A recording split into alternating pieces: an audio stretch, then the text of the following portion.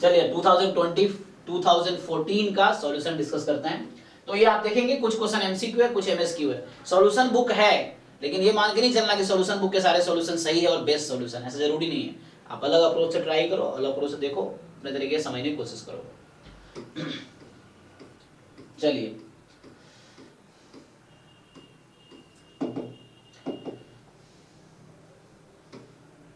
तो part 1 objective questions देखिए। तो ये क्वेश्चन कह रहा है कि the equation this has exactly 1 root, exactly 2 root, exactly 3 root और नो रूट, इंटरवल 1-2 की बात कर रहा है ना, इंटरवल 1 और 2 की बात कर रहा है। तो आप सोच सकते हैं आप क्या क्या अप्रोच हो सकता है ना। तो एक तरीका मुझे ये समझ आ रहा है, इंटरमीडिएट वैल्यू थ्योरम कहता है ना। तो आप अगर x को 1 रखते हैं तो इसकी क्या वैल्यू निकल के आएगी। अगर मैं 1 रखता हूं x, ये मान लीजिए fx है, सो f1 मेरा क्या निकल के आएगा, या वैसे भी जैसे समझ आ रहा है आप वैसे कर सकते हो। हाँ, तो क्या होगा, अगर मैं रखता हूँ 3 माइनस, आप लोग कैलकुलेशन करो नोटबुक पे, 3 माइनस 12 प्लस 11, एक बार पुट करके बताओ f1 क्या आ रहा है और f2 क्या आ रहा है। देखो तुम्हें मैं सच्चाई बता रहा हूं, मुझे इसका सॉल्यूशन याद नहीं है, अब मैं क्या कर रहा हूं, ट्राई कर रहा हूं। यही सिचुएशन आपको एग्जाम में आएगी। ये नहीं मैं कह रहा हूं, मैं ये श्योर नहीं जो मैं कर रहा हूं बिल्कुल करेक्ट और आंसर आएगा ही। कोई भी क्वेश्चन मुझे रट्टा किसी का सॉल्यूशन याद नहीं है, लेकिन आपको यही चीज एग्जाम में भी करनी है, चाहे मॉक टेस्ट दे रहे हो चाहे प्रॉपर एग्जाम में हो। कोई क्वेश्चन मिला तो आप एफर्ट्स लो, ये नहीं देख के मत सोचो कि नहीं होगा मुझसे। आप थोड़े से एफर्ट लो, कुछ टाइम दो, नहीं हो रहा देन स्किप कर सकते हो एग्जाम में, घर पे थोड़ा टाइम देके सीखो। जैसा अभी मैं ट्राई कर रहा हूं, तो मैं भी क्या कोशिश कर रहा हूं कि इंटरमीडिएट वैल्यू थ्योरम लगा दूं, फिर देखूं कि वैल्यू ऐसा है क्या कि एक पे पॉजिटिव एक पे नेगेटिव आ जाए। ये कॉन्टिन्यूअस फंक्शन है तो उस बीच में इसका मतलब कम से कम एक रूट तो होगा, तो कुछ ऑप्शन आउट हो जाएगा। बहुत सारे अप्रोच है ना, तो कहीं कहीं ना कहीं से स्टार्ट तो करना ही है। अगर आपके दिमाग में 1000 मेथड आ रहे हैं तो एक साथ 1000 मेथड काम करेगा नहीं, मेथड तो एक साथ ही काम करेगा, है ना। जैसे कोट है ना कि आपको हाथी दे दिया खाने के लिए, तो कैसे खाओगे, तो टुकड़े टुकड़े करके खाओगे ना, एक साथ तो मुंह में हाथ ही नहीं डाल सकते आप, तो आप उसको काट काट के खाओगे। तो सेम चीज, आपके पास बहुत सारे काम हैं तो आप थोड़े थोड़े करके करोगे। तो सेम अगर बहुत सारे मेथड्स आपके दिमाग में आ रहे हैं क्वेश्चन देख के, तो कोई एक मेथड से स्टार्ट करो, देखो क्या होता है ना। f(1) carry 2 और f(2) पे -1। ओके, इससे इससे क्या श्योर हो गया, जो मैं सोच रहा था वैसे ही हुआ। तो इसका मतलब ये तो पक्का आउट हो गया, है ना, क्योंकि फंक्शन तो कॉन्टिन्यूअस है। तो फंक्शन कॉन्टिन्यूअस है और, है ना, तो जैसे आप 1 पे फंक्शन की वैल्यू है 2, तो इधर 2 आ रही है, और 1 पे 2 और 2 पे जो है फंक्शन की वैल्यू ये 1 है, ये 2 है, 2 पे आ रही है नेगेटिव। तो इसका मतलब एक बार कहीं ना कहीं तो ये कट कर रही होगी, कम से कम एक बार तो कट करेगी, श्योर नहीं एक ही बार करेगी, एक से ज्यादा बार कर सकते हैं, वो देखना पड़ेगा हमें। तो हम रफली ग्राफ का आइडिया लेंगे, लेकिन ये तो है कि एक बार कट कर रही, क्योंकि कॉन्टिन्यूअस फंक्शन है और 1 पे उसकी वैल्यू 2 है और उसमें -1 है, तो एक बार तो कट करेगी पक्का, है ना। तो अब कह रहा है कि तो यहाँ पे एक ही रूट होगा या 2 रूट होंगे या 3 रूट होंगे, हमें ये डिसाइड करने हैं। ओके, तो हम थोड़ा सा क्या कर सकते हैं, इसका डेरिवेटिव निकाल सकते हैं, है ना। हम क्या कर सकते हैं, इसका डेरिवेटिव निकाल के चेक कर सकते हैं कि क्या हो रहा है, डेरिवेटिव कहां पे जीरो है। जैसे हमने पिछले 2015 के पेपर में एक क्वेश्चन था क्यूबी की क्वेश्चन वाली, तो वहां भी क्या किया हमने, डेरिवेटिव निकाले, जीरो पुट किया, क्रिटिकल पॉइंट आया, एक क्रिटिकल पॉइंट आया, फिर देख लिया साइन स्कीम बना के कि किस इंटरवल में फंक्शन इंक्रीजिंग है, किस में डिक्रीजिंग है, कहाँ पे मैक्सिमा मिनिमा है, तो उससे रफली ग्राफ का एक आइडिया मिल गया, तो सॉल्यूशन आ गया। तो वही ट्राई करते हैं यहाँ पे। तो आप क्या कीजिए, ये आपका fx है ना, f डैश x है, तो यहां से मेरे पास आ जाएगा 6x माइनस 12, ये हो गया 0 प्लस 1/5, यहां से आ जाएगा 3x स्क्वायर माइनस 12x और प्लस 11, यही होगा ना, इक्वल टू 0। अब यहां से थोड़ा चैलेंज ये होता है कि इसको क्वाड्रेटिक फिट करके इसको जरा सॉल्व करके देखिए, कोई सॉल्यूशन आता है। मतलब यहाँ एलसीएम लेना पड़ेगा ना, 1/5 को यहाँ भी लाना पड़ेगा। सो 3x स्क्वायर तो ऐसे ही रहेगा,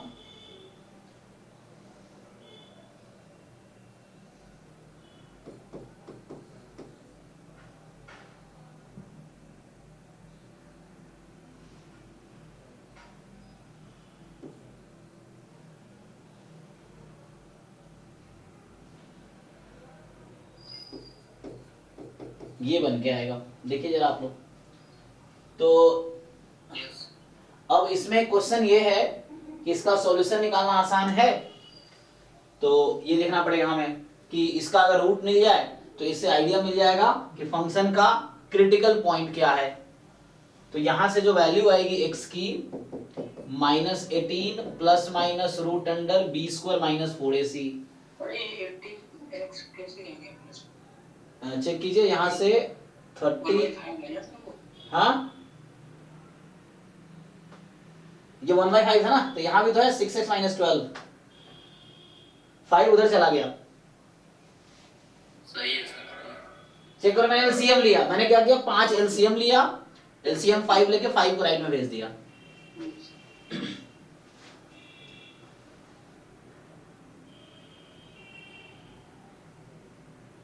अच्छा एक चीज मुझे यहाँ समझ ये आ रहा है, एक मिनट, कि इसका डेरिवेटिव ये है ना, ओके, तो यहाँ कुछ ट्रिक हो सकता है ना, कि ये फंक्शन है, इनफैक्ट इस पूरे का डेरिवेटिव ये है ना, देखो इस पूरे का डेरिवेटिव करोगे ये आएगा।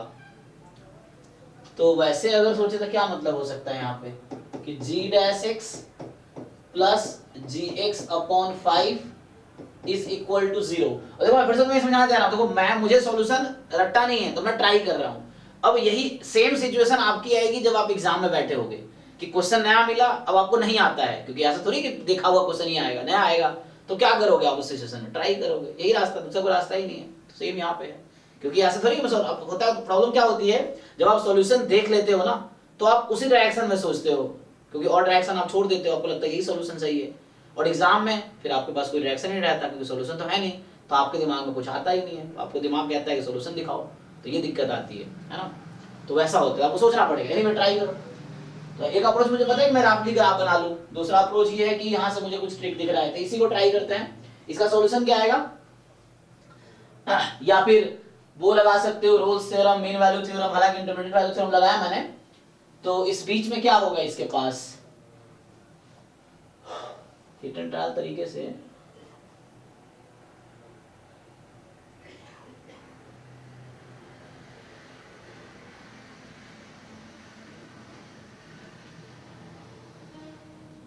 बताओ ये क्या आएगा, 18 स्क्वायर कितना होता है 324 और minus 4ac 4 into 49 upon 2a 6 हो जाएगा। तो रफली कितना आएगा, ये थोड़ा सा कॉम्प्लिकेट हो रहा है कैलकुलेशन यहाँ पे, है ना। इसमें 3 भी अगर मल्टीप्लाई 4ac 4ac, हाँ यहाँ 3 भी आएगा, एक मिनट, 4ac इस तरीके से आएगा। अब इसको सिंप्लीफाई करना पड़ेगा आपको, तो इससे कुछ आएगा, तो यहाँ से मुझे देखना पड़ेगा क्या आता है, थोड़ा कॉम्प्लिकेट हो रहा है हालांकि, तो कैलकुलेटर यूज कर सकते हो। तो रफली इसकी वैल्यू निकालनी पड़ेगी आपके, अप्रॉक्स कितना आ रहा है, ताकि मुझे ये दिखे क्रिटिकल पॉइंट क्या है फंक्शन का। अच्छा ये बताओ, मुझे लग रहा है, हालांकि मुझे ऐसा क्यों लग रहा है एक ही सॉल्यूशन होगा, बट देख लेते हैं, क्योंकि ये क्या है, इस इक्वेशन की डिग्री क्या है, क्यूबिक है ना, तो ये क्यूबिक इक्वेशन है उस डिग्री के। क्यूबिक का ग्राफ कैसा बनता है, तो रफली तो क्यूबिक ही है, ओके, हाँ, तो क्यूबिक में इन्फिनिटी पे इन्फिनिटी माइनस इन्फिनिटी आएगी, लेकिन क्यूबिक में माइनस तो नहीं है, प्लस है। कैलकुलेशन सही किया तुम लोगों ने, 1 पे 2 और 2 पे -1, ठीक है ना।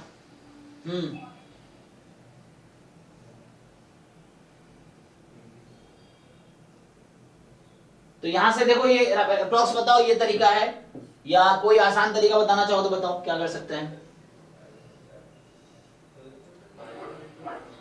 सर वो उसमें आ रहा है -18 plus minus 30 point something sir 1 अच्छा ये रूट निकाला आपने, 324 plus 12 into 49 plus 4 into 29 into 3 4 into 49 into 3। तो सर रूट अप्रॉक्स आ रहा है 8 point something and 2 point something, मतलब टोटल आंसर बता रहे हो, x की वैल्यू यस सर कितना आ रहा है, 8.0 समथिंग आ रहा है, मतलब हाँ रिजल्ट ले लिया, और दूसरा 2 आ रहा है 2 पॉइंट समथिंग, 2 पॉइंट ज्यादा ही आ रहा है मतलब, है ना। यस तो इसका मतलब है कि जो क्रिटिकल पॉइंट है वो 2 है और एक है तुम्हारा 8 आगे है ना। तो हमें तो 1 2 के बीच में बात करनी है ना। हालांकि यहाँ पे इंटरमीडिएट वैल्यू थ्योरम यूज होगा, तो जहां तक मुझे लग रहा है कि आंसर यही होना चाहिए, लेकिन देख लेते हैं। तो क्योंकि 1 2 के बीच में बात करा ना, तो यहाँ पे इनका कॉन्सेप्ट यही है। आपको पता है ना कॉन्सेप्ट क्या है, जो मैंने स्टार्ट किया तो मैं शुरू में टिक कर सकता था ना, कि ये होता है कि अगर F1 into F2 नेगेटिव आ गया तो इसका मतलब ये इंटरमीडिएट वैल्यू थ्योरम कहता है कि इसके बीच में एक सॉल्यूशन तो होगा ही, है ना। So there exist C in 1 2 such that FC is 0, है ना। ये हो गया यहाँ पे कि एक ऐसा वैल्यू मिलेगा जहाँ पे ये 0 होगा फंक्शन। सर हाँ वो -8.03 है। अच्छा -8 में ना, ओके। तो जैसे ये आपका -8 है तो ये बहुत इधर आ गया और ये इधर आ जाएगा, तो ये क्रिटिकल पॉइंट है एक्चुअली, है ना। तो ये फंक्शन का क्रिटिकल पॉइंट है, तो यहाँ पे फंक्शन अपना नेचर चेंज कर रहा होगा। ओके, तो ये ग्राफ ऐसा हो रहा होगा, बाद में ग्राफ ऐसा हो रहा होगा, ठीक है। देखिए क्योंकि ये क्वेश्चन है ना ये तो इसके बाद मैक्सिमम 2, तो ये रफली ग्राफ का ये आइडिया आ गया। ऐसा क्यों लगा मुझे, क्योंकि इन्फिनिटी पे फंक्शन इन्फिनिटी है होगी, क्यूबिक इक्वेशन है, माइनस फंक्शन माइनस वैल्यू लेगी, तो ये नीचे ही आनी है एट द एंड इसको। अब इसके बाद मैक्सिमम 2 क्रिटिकल पॉइंट होगा, मैं रफली ग्राफ बना रहा हूं, ठीक है ना। तो यहाँ से ऊपर से आगे से आएगा, तो ये जो भी है -8 यहाँ पे होगा, और ये 1 पे ये वैल्यू है, ऊपर नेगेटिव है, इधर ही जाएगा, बाद में यहाँ आ जाएगा। तो 1 2 के बीच में सिर्फ एक इसका सॉल्यूशन आएगा। आप ऑफिशियल आंसर की चेक कर लेना क्या है, तो है ना, तो एक ही मिलेगा हमें। तो रफली मैंने ग्राफ बनाने की कोशिश की है, ये है। अदरवाइज इंटरमीडिएट वैल्यू थ्योरम से शुरू में ही मुझे दिख गया कि एक रूट तो इसमें होगा। अब मेन मुझे देखना था ये क्या एक से ज्यादा भी हो सकता है क्या, ये प्रॉब्लम है। बताओ और किसी के पास कोई दूसरा आइडिया हो, तरीका हो तो बताओ, अगर आप चाहो तो इसको सरल करने का, ठीक है ना। तो 2 तो नहीं आएंगे, क्योंकि 2 तब आएंगे जब बीच में कोई और पॉइंट मिले। अच्छा यहाँ पे थोड़ा सा हिंट था मुझे ना, दूसरा अप्रोच मैं ट्राई करता हूँ। तो एक यहाँ से मुझे ये समझ आ रहा है कि इसका डेरिवेटिव ये है, तो अगर मैं इससे सोचूं कि यहाँ पे क्या होगा, तो है ना, इसका जस्ट डेरिवेटिव ही तो है ना, डेरिवेटिव है जस्ट, ऐसा लिखने का क्या पर्पस है इनका। तो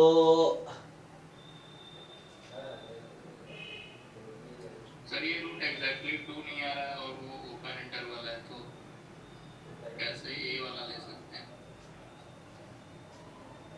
नहीं तो ओपन है ना, तो एक्स एक्सिस को कितनी बार कट कर रहा है 1 से 2 के बीच में, एक बार। हाँ तो एक बार, तो यही सॉल्यूशन है। सॉल्यूशन क्या होता है, जहां पे फंक्शन जितनी बार फंक्शन एक्स एक्सिस को कट करेगी उस फंक्शन के पास उतने सॉल्यूशंस हैं। तो जो ये कट करेगी 2 पे तो कट नहीं करेगी, क्योंकि 2 पे तो वैल्यू नेगेटिव थी ना, तो बीच में ही कट करेगी ना, ये तो 1 2 के बीच में ही कहीं कट करेगी, तो इसका एक रूट 1 2 के बीच में आएगा।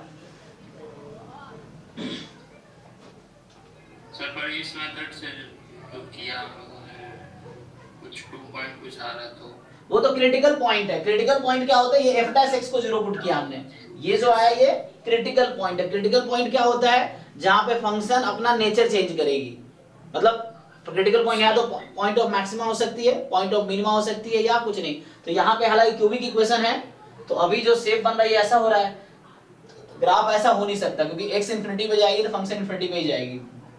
तो फर्दर हम चेक कर सकते हैं, फर्दर क्या कर सकते हैं, आप साइन स्कीम बनाओ, जो हम लोग क्लास 12 में करते थे, फर्स्ट डेरिवेटिव टेस्ट, वो कर सकते हैं हम लोग। तो वो क्या होगा, -8 पॉइंट समथिंग है, एक 2 है, ये क्या कर रहा हूँ, sign scheme for f'(x), sign scheme for f'(x), function का डेरिवेटिव। तो देखो फंक्शन के डेरिवेटिव में अगर 2 से ज्यादा वैल्यू लोगे तो आपका क्या आएगा, पॉजिटिव नेगेटिव पॉजिटिव। इसका मतलब ये है कि आप चेक कर सकते हो चाहो तो, फंक्शन का जो डेरिवेटिव आया हुआ है ना, ये जो डेरिवेटिव है, इसमें -8 और 2 के बीच कोई भी पॉइंट लो, एग्जांपल के लिए 0 ले लो, तो 0 ले लोगे तो क्या आंसर आएगा आपका, नेगेटिव आएगा। 2 से ज्यादा कुछ भी ले लो, लार्जर, चेक करो इसमें पुट करके, इसमें एक मिनट, यहाँ पे क्या आएगा 0 रखने पे, पॉजिटिव नेगेटिव, नेगेटिव आएगा ना, क्योंकि -12 है और +11/5 है, नेगेटिव ही आना है। और 2 से ज्यादा कुछ भी ले लो, पॉजिटिव आएगी। मतलब 0 पे चेक कर रहा हूँ मैं, पहले 0 पे चेक कर, इधर -8 से ऐसा हाँ ऐसा बोल सकते हैं कि 1 और 2 के बीच में मोनोटोनिक है, तो यस वैसा ही वो डिक्रीज करेगा। हाँ, लेकिन कैसे डिसाइड करें मोनोटोनिक, हाँ अब डिसाइड हुआ ना, शुरू में तो मीन मीन वैल्यू थ्योरम से अगर लगा देंगे तो वो नेगेटिव आ जाएगा। वो सही है, जैसे वो नेगेटिव वैल्यू लिखा स्टार्ट मैंने यहां से किया था कि f1 2 है, f2 -1 है, ठीक। तो इससे मुझे ग्राफ का इतना बस पता चला था, ये वाला। अब मैं ये श्योर नहीं था कि एक पता चल गया एक रूट तो होगा, ये पता चल गया मुझे, लेकिन ये श्योर नहीं था मैं कि एक से ज्यादा होगा कि नहीं होगा। तो जैसे आपने कहा मोनोटोनिक है, यस, तो मोनोटोनिक कैसे पता चलेगा मुझे, यहां से पता चल रहा है फिर, है ना, कि 1 से 2 में फंक्शन डिक्रीजिंग है, तो एक बारी कट करेगी। हाँ ये है। तो वही हम देख रहे हैं, जो कह रहे हैं कैसे आइडिया लगा, वही बोल रहा हूँ कि जो क्रिटिकल पॉइंट 2 आया, 2 पे क्या हो रहा है, f' माइनस से प्लस हो रहा है, मतलब डिक्रीजिंग से इंक्रीजिंग हो जाएगा, और -8 पे क्या है, इंक्रीजिंग से डिक्रीजिंग हो गया, तो ये इंक्रीजिंग से डिक्रीजिंग हो गया -8 पे। तो और चूंकि क्यूबिक इक्वेशन है, तो इसके पास मैक्सिमम 2 ही क्रिटिकल पॉइंट हो सकते हैं, क्योंकि डेरिवेटिव सेकंड डिग्री की हो जाएगी, तो 2 ज्यादा हो नहीं सकते हैं, तो ये 2 क्रिटिकल पॉइंट यही है। और तो इसका ये ग्राफ है। एनीवे कहने का मतलब 1 से 2 के बीच में ये फंक्शन स्ट्रिक्टली डिक्रीजिंग है, इसीलिए चलेगा। अच्छा हाँ, अगर आप शुरू में भी ऐसे कर लेते तो एक और अप्रोच ये था, हालांकि मैं है ना इतना किया, दूसरा तरीका आप बता रहे थे वो आसानी से यहां से हम देख सकते हैं। क्या कर सकते थे कि शुरू में ही मैं f' निकाला, अब आप अभी जैसे मैं f1 f2 निकाल रखा हूं, अगर मैं आपसे पूछूं f'1 निकालो और f'2 निकालो, चेक करो दोनों नेगेटिव आएगा, है ना। तो इससे ये दिख रहा है कि 1 और 2 दोनों पे फंक्शन डिक्रीजिंग ही है ना, तो उससे दिख रहा है अच्छा मोनोटोनिक ही है, तो ऐसे डिसाइड कर सकते थे आप, है ना। तो ये आउट हो जाएगा। तो एक सॉल्यूशन तो यहीं से आ गया था, लेकिन प्रॉब्लम ये था कि हम कैसे डिसाइड करें एक से ज्यादा नहीं है, तो उसके लिए थोड़ा और इन्वेस्टिगेशन करना पड़ेगा। ठीक है, तो आपको अपने तरीके से सोचना पड़ेगा। चलिए इसको देखते हैं। तो a circle of random radius r, तो r रैंडम वेरिएबल है आपका, is constructed where the random variable r has uniform 0-1 distribution. The probability that the area of circle easy है कि probability area मतलब pi r square less than 1, तो solve कर लेंगे ना आप लोग। तो यहाँ से r square less than 1 by pi, तो यहाँ से r तो नेगेटिव हो नहीं सकता कभी, तो just r less than 1 by root pi, ये हो गया CDF at 1 by root pi। और आपको पता है कि यूनिफॉर्म 0-1 का CDF क्या आता है, कितना होगा, x आता है, तो इसका आंसर 1 by root pi आ गया, तो ऐसे ही आ गया, तो आंसर ही निकाल दिया मैंने, है ना। तो ये आ गया D, ठीक है ना। इसने कहा था एरिया जो है ना वो 1 से कम होगा, तो पाई r square less than 1, simplify करते चले गए। r रैंडम वेरिएबल है जिसका डिस्ट्रीब्यूशन यूनिफॉर्म 0-1 है, तो इससे आ जाएगा। चलिए ये तो बहुत इजी, आपको दिक्कत समझ आ रहा होगा कि रैंडम वेरिएबल x का mgf है। बताइए किसका mgf है, ये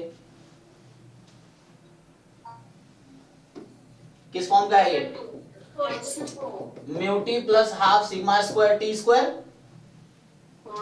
है ना। नॉर्मल। उसको खोलेंगे आप तो दिखेगा कि e की power 2t plus 2t square. अब कंपेयर कर लीजिए, तो म्यू 2 आ गया और सिग्मा स्क्वायर कितना आ गया, 4 आ गया। तो ये x जो है वो नॉर्मल 2,4 है, तो अब तो हो जाएगा। आप स्टैंडर्ड नॉर्मल बना लीजिए, तो ये फाई 0 बन के 1/2 आ जाएगा। तो इस वाला के आसान आसान काफी इजी लेवल का क्वेश्चन ऐसे दिख रहा है इसमें प्रोबेबिलिटी में स्पेशली। ये system consisting of n component, है ना। इस तरह के क्वेश्चन अभी 15 में पेपर में था, 2015 में। A system consisting of n component functions if and only if at least one of the n component functions, तो फंक्शन काम करेगी कम से कम एक कंपोनेंट काम कर रही है। हालांकि जरूरत नहीं है डिसाइड करने का, सीरीज या पैरेलल है, लेकिन आप देख सकते हैं ना कि एटलीस्ट वन काम कर रहा है, तो पैरेलल सिस्टम ही है। ओके, तो suppose that the all the component n of the system function independently and each with probability 3/4, ठीक है ना।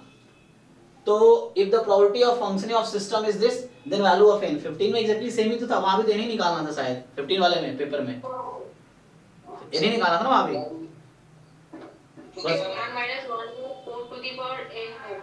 तो यहाँ पे बोला है, एक मिनट समझिए, प्रोबेबिलिटी द सिस्टम वर्क, तो सिस्टम कब वर्क करेगी, जब at least one of n component work, तो कॉम्प्लीमेंट ले लीजिए।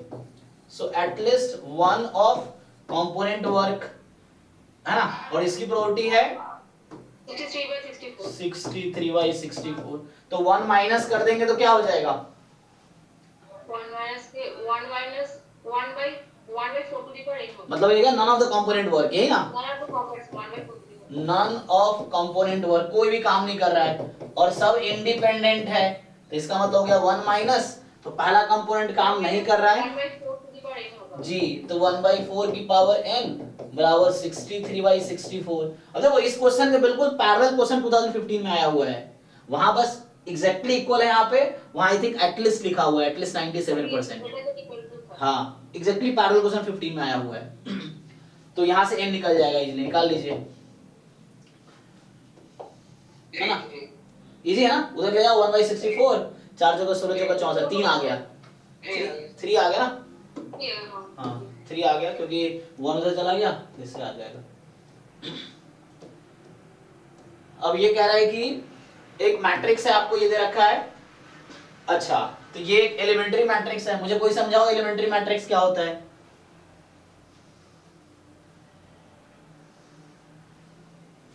जब डेफिनेशन पता नहीं होगा तो कैसे ऑप्शन डिसाइड करोगे? हाँ इसको मैट्रिक्स को लिखा जा सकता है, जैसे रो ऑपरेशन ऑपरेशन लगा के लिखा जा सकता है।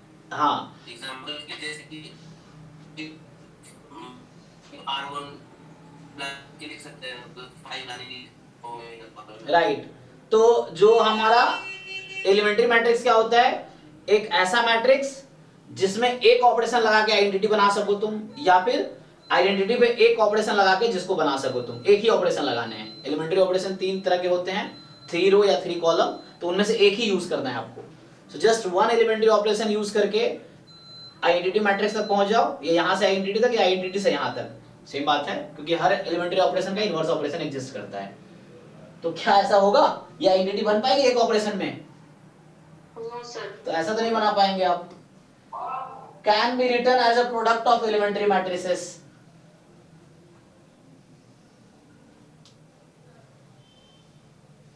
Does not have linearly independent eigenvector, is a nilpotent matrix। nilpotent क्या होता है? देखो डेफिनेशन बेस्ड क्वेश्चन है एक्चुअली, कि आपको क्लियर है कि नहीं है। nilpotent क्या होता है? A to the power n equal to 0, n greater than 1. हाँ, कोई ऐसा नेचुरल नंबर मुझे मिल जाए जिसका पावर 0 आ जाए, बट इसमें कितना भी पावर लगाओ ये 0 होने नहीं देगा इसको, 146 है ना? तो ये तो ऐसा नहीं हो सकता। तुम m² m³ करो, डायगोनल कभी 0 होगा ही नहीं, ठीक है ना? डायगोनल पे स्क्वायर क्यूब चलता रहेगा, एटलीस्ट जो भी होगा वो 0 नहीं होगा। अब यहाँ समझते हैं, ये क्या 2 0 है तो हाँ अगर होता तो फिर सोचते, अभी तीनों नॉन 0 है, तो हालांकि इसकी आइगन वैल्यू क्या है ना, इसकी आइगन वैल्यू क्या है? 6 × 4 × 1 24 है, तो सारे आइगन वैल्यू नॉन 0 है, 1 4 6 है। और नीलपोटेंट मैट्रिक्स में क्या है कि आइगन वैल्यू कोई ना कोई तो 0 हो ही जाएगी ना, एक ना एक। तो ये है okay. Does not have linearly independent eigen vector, इसके पास आइगन वैल्यू डिस्टिंक्ट है ना, तो distinct eigen value always correspond distinct eigen vectors, ठीक? जो आइगन वैल्यू डिफरेंट है ना, इसीलिए जो लोग गेट वाले लोग हैं कि कोई भी मैट्रिक्स जिसके डिस्टिंक्ट आइगन वैल्यू हमेशा डायगोनलाइजेबल मैट्रिक्स होता है, क्योंकि हमेशा अलजेब्रिक मल्टीप्लिसिटी यहाँ 3 है और ज्योमेट्रिक मल्टीप्लिसिटी 3 आएगी, क्योंकि हर आइगन वैल्यू करस्पॉन्डिंग एक आइगन वेक्टर मिलेगा ही और वो इंडिपेंडेंट ही होगा, है ना? सो इसलिए कोई भी मैट्रिक्स जिसकी आइगन वैल्यूज डिस्टिंक्ट है, दे आर ऑलवेज डायगोनलाइजेबल, है ना? तो यहाँ वही कहना चाह रहा है कि ये गलत कह रहा है, मतलब है ना, डिफरेंट आइगन वैल्यू है तो इसके करस्पॉन्डिंग आइगन वेक्टर हमेशा तीनों डिफरेंट आएगा और इंडिपेंडेंट ही होगा तीनों। तो ये ट्रू हो गया। अब तो मैं डिस्कार्ड ऑप्शन से मैंने कर दिया कि 3 गलत प्रूफ करके 4 सही हो गया। हालांकि होता क्या है, तो अब देखो जैसे एलिमेंट्री में क्या था कि एक ऑपरेशन लगा के तुम आइडेंटिटी बना सकते हो क्या? तो आंसर था नो। लेकिन अगर मैं आपको बोलूं कि कितने भी एलिमेंट्री ऑपरेशन लगा लो तब आइडेंटिटी बना पाओगे क्या? है ना? No sir. हाँ यस सर। ठीक है ना? तो इसको तुम आइडेंटिटी बना दोगे कुछ ऑपरेशन। एग्जांपल के लिए बता देता हूं, सेकेंड रो को 4 से डिवाइड कर दो, यहाँ 1 बन जाएगी। अब ये 1 इसको 0 बना देगा, फिर इसको 6 से डिवाइड कर दो, 1 बन जाएगी, ये 1 इन दोनों को 0 बना देगा। तो सिर्फ तुम्हें ऑपरेशन कितना लगाने, 1 2 3 4 5, 5 ऑपरेशन लगा के आइडेंटिटी मैट्रिक्स बन जाएगी। और each elementary operation generates an elementary matrix. समझो, हर एलिमेंट्री ऑपरेशन एक एलिमेंट्री मैट्रिक्स जनरेट करता है। तो इसलिए ये लिखा हुआ है ऐसा कि it can be written as a product of elementary matrices. Answer is yes, क्योंकि जो ऑपरेशन तुम लगा रहे हो ना वही ऑपरेशन आइडेंटिटी पे लगाओ तो उसका प्रोडक्ट आता चला जाएगा। तो मतलब एवरी एलिमेंट्री ऑपरेशन प्रोड्यूस या जनरेट एन एलिमेंट्री मैट्रिक्स। तो अगर किसी तुम लोग जो इनवर्स निकालते हो, जो प्रोसेस करते हो कि a बराबर 12th क्लास में था ना कि a बराबर ai या ai बराबर a, है ना। तो जब रो ऑपरेशन लगाते हो इस पे काम करते हो, फिर इसको तुम बना देते थे क्या, नहीं हम क्या करते थे, कहां से स्टार्ट करते थे, यहाँ ऐसे रखते थे, इस पे काम करते थे। रो ऑपरेशन किस पे काम करता है, लेफ्ट या राइट। प्रोडक्ट में रो ऑपरेशन किस पे काम करता है, रो ऑपरेशन लेफ्ट पे काम करेगा। तो यहाँ पे हो जाएगा हमारा आई ए बराबर, तो सेम ही लिख दिया मैंने, मुझे लिखना है आई ए बराबर ए। तो होता क्या है एलिमेंट्री ऑपरेशन में, तुम इस पे ऑपरेशन लगाते हो, इस पे लगाते हो, इसको चेंज करके तुम बना देते हो, मतलब इसको चेंज करके तुम आई बना देते हो, तो ये खुद ही चेंज होके ए इनवर्स बन जाता है। किसी को याद हो क्लास 12th में जो था elementary operation, finding inverse using elementary operation, तो यही तो करते थे हम लोग कि यहाँ से स्टार्ट करते थे आई ए बराबर ए से। हाँ, यहाँ जो बचेगा वो ए इनवर्स है। तो हो क्या रहा है, मैं बता रहा हूँ हो क्या रहा है। एक्चुअली होता क्या है कि तुम इस आई पे एक ऑपरेशन लगाए तो पहला एलिमेंट्री मैट्रिक्स से मल्टीप्लाई किए, जब दूसरा ऑपरेशन लगाए दूसरा एलिमेंट्री मैट्रिक्स से मल्टीप्लाई किए, तीसरा ऑपरेशन लगाए तीसरा एलिमेंट्री मैट्रिक्स से मल्टीप्लाई किए। इस तरह मान लो तुम्हें 3 क्रॉस 3 का है तो 9 ऑपरेशन लगाओगे, तो 9 एलिमेंट्री मैट्रिक्स का इसमें मल्टीप्लाई करोगे ए इनवर्स बन जाएगा, और इसमें 9 एलिमेंट्री मैट्रिक्स मल्टीप्लाई करोगे आइडेंटिटी बन जाएगी। तो हर elementary operation is equivalent to an multiplying an elementary matrix. उस कॉन्सेप्ट पे क्वेश्चन है, तो इसलिए ये ट्रू है। सर इसे ये कंक्लूड कर सकते हैं ना, कोई मैट्रिक्स इनवर्टिबल है तो as a product of elementary matrix लिख सकते हैं। हाँ हाँ हाँ, क्योंकि इसके आगे वो है, लिख सकते हैं क्योंकि इनवर्स एग्जिस्ट करता है ना। रो रिड्यूस्ड इकोलॉन फॉर्म में जब कन्वर्ट कर रहे थे हम, है ना, तो एंड में क्या होता है, वही तो बन जाता है, जितने उसके रैंक होते हैं तो उतने क्रॉस उतने की आइडेंटिटी मैट्रिक्स बनती है उसमें। रो रिड्यूस्ड इकोलॉन फॉर्म जो होता है, अगर n क्रॉस n की मैट्रिक्स है, रैंक उसकी r है, तो रो रिड्यूस्ड इकोलॉन फॉर्म जो बन के आएगा उसमें r क्रॉस r की आइडेंटिटी मैट्रिक्स बनेगी, बाकी 0 हो जाएगी। तो ये चूंकि इसका रैंक 3 है तो इसको जब एलिमेंट्री ऑपरेशन आएगा रैंक 3 की बनेगी, क्योंकि ये फुल रैंक मैट्रिक्स है, तो ये 3 क्रॉस 3 की आइडेंटिटी बन जाएगी। तो ये ओके है। चलिए, ये अब आपके सिलेबस में नहीं है तो इसको छोड़ देते हैं, इस पे आते हैं। ये क्या है, टी एक मैट्रिक्स है, लीनियर ट्रांसफॉर्मेशन का क्वेश्चन है। हाँ, इसको अब ये सिलेबस में नहीं है, तब था। तो समझिए, ये इंडिपेंडेंट रैंडम वेरिएबल है, which of the following pairs independent है। तो जस्ट क्या करना है, x1 x2 x3 है ना, तो कोवेरिएंस निकालेंगे इन दोनों का, तो ये वेरिएंस के इक्वल हो जाएगा, वेरिएंस कभी 0 होगा नहीं, तो इसीलिए ऑप्शन सी होगा सर, है ना। तो ये गलत है, यहाँ x1 x2 ये ओके है, यहाँ x1 कॉमन है तो आउट हो जाएगा, यहाँ x2 कॉमन है तो आउट हो जाएगा, ठीक है ना, क्योंकि कोवेरिएंस निकालेंगे। तो हमने थ्योरम क्या पढ़ा है, xy are independent then covariance is 0।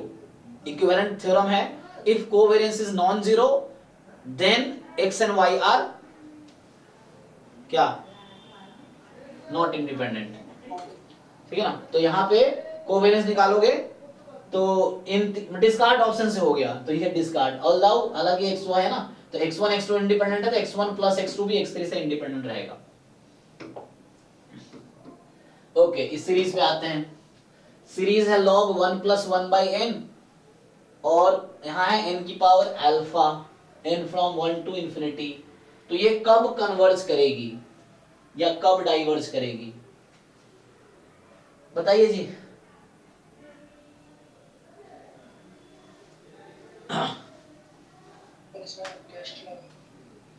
तुम टेस्ट यूज कर सकते हो, तो क्या करोगे, ऑप्शन ए होगा सर। ऑप्शन ए होगा, कैसे, सर ऑप्शन ए कहना होगा क्योंकि अल्फा ग्रेटर देन 0 है, तो limit n tends to infinity करने से वो मतलब वहाँ पर ऊपर n ले लेंगे तो log 1 plus 1 by हाँ इसका आंसर क्या आता है? सर नहीं मैं अल्फा ग्रेटर देन 0 मतलब नहीं, देखो। लिखती हूँ तो n स्क्वायर कर लीजिए log e सर नहीं n 1 by n नहीं सर अब n स्क्वायर लीजिए हाँ कोई बात नहीं, यहाँ n स्क्वायर रखें।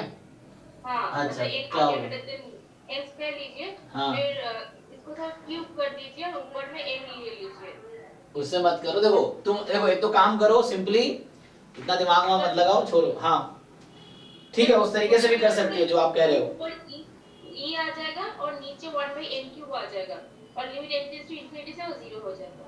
तो ऐसे कन्वर्ट करते हैं अल्फा ग्रेटर देन ऊपर e आ जाएगा, कैसे e आ जाएगा? सर आप n ले लीजिए ना। हाँ क्या लिखूं? log 1 plus 1 by n upon n। हाँ n नहीं अपॉन नहीं इनटू n। इनटू में n करूं? हाँ log के पहले log से पहले। हाँ ठीक है, log से पहले या log बाद में, क्या दिक्कत है? हाँ हाँ ठीक है बाई हाँ बाई n क्यूब कीजिए। n क्यूब करें। हाँ हाँ फिर? अल्फा ग्रेटर देन 0 है इसीलिए और log to the power n हो गया e हो जाएगा हाँ और बाई n क्यूब 0 हो जाएगा। log e by n cube मतलब ये इन्फिनिटी हो गया तो ये 0 हो जाएगा। फिर हाँ तो उससे कन्वर्जन हो जाएगा। किसने कहा ये? आपके सारे फंडे हिले हुए हैं, आप उसको ठीक करो। तो कंपैरिजन टेस्ट से हो जाएगा। हाँ वो तो हो ही जाए, बहुत सारे तरीके हैं वो तो है, लेकिन ये जो बता रहे थे आप, डायरेक्ट थ्योरम से होता अरे डायरेक्ट थ्योरम नहीं लगता, आपको समझना है कब theorem if and only true है, कब वन वे है। जो आप बता रहे हो उसका कन्वर्स ट्रू नहीं है, वो जस्ट वन वे है, समझिए। उसमें ये होता है कि दिस इज कन्वर्जेंट, आपको यहीं पे आप एग्जाम में गलती करोगे फिर मार्क्स कटेंगे आपके। This is convergent then limit n tends to infinity an is 0। ये थ्योरम ऐसा नहीं कहता है कि ऐसा हो जाएगा तो ये कन्वर्जेंट होगा। आप जो फंडा लगा रहे थे ना, तो आपके हिसाब से उस फंडे से ये भी कन्वर्जेंट आ जाएगा, आपके कॉन्सेप्ट से आ जाएगा ना। लिमिट यहाँ टेंड्स टू इंफिनिटी लगाते हैं, ये 0 पे चली गई तो कन्वर्जेंट हो गई, है कन्वर्जेंट। तो सीखिए, आपको यही सीखना पड़ेगा। हाँ तो आपको समझना है कब कन्वर्स ट्रू है कब नहीं ट्रू है, और यही बच्चा गलती करता है पिछले क्वेश्चन में भी। तो इसका कन्वर्स ट्रू नहीं है, अगर an की लिमिट 0 हुई तो जरूरी नहीं है कन्वर्जेंट होगा। हाँ इसका इक्विवेलेंट स्टेटमेंट ये जरूर है कि limit n tends to infinity an अगर नॉन जीरो है तो गारंटी है, इसी का इक्विवेलेंट स्टेटमेंट है कि सीरीज an जो होगा दिस इज डाइवर्जेंट, ये गारंटी है आपको। अब इसका भी कन्वर्स ट्रू नहीं है कि अगर कोई सीरीज डाइवर्जेंट है तो जरूरी नहीं है कि लिमिट नॉन जीरो आएगी, जीरो भी आ सकती है, नॉन जीरो भी आ सकती है, तो कन्वर्स इसका भी ट्रू नहीं है। तो इन दोनों बोलते हैं एक दूसरे का कंट्रापोजिटिव स्टेटमेंट है। सेम सिचुएशन पिछले क्वेश्चन में थी, वहां भी बच्चा कोई सोच सकता है कि जब मैं कह रहा था कि if x and y are independent, है ना, तो कई बार बच्चा बता देता है ना कि सर कोवेरिएंस 0 आ रहा है तो इंडिपेंडेंट है। वैसा नहीं होता ना, क्योंकि इंडिपेंडेंट है तो कोवेरिएंस 0 आएगा। इसका भी कन्वर्स ट्रू नहीं है, अगर कोवेरिएंस 0 है तो इंडिपेंडेंट हो भी सकता है नहीं भी हो सकता है।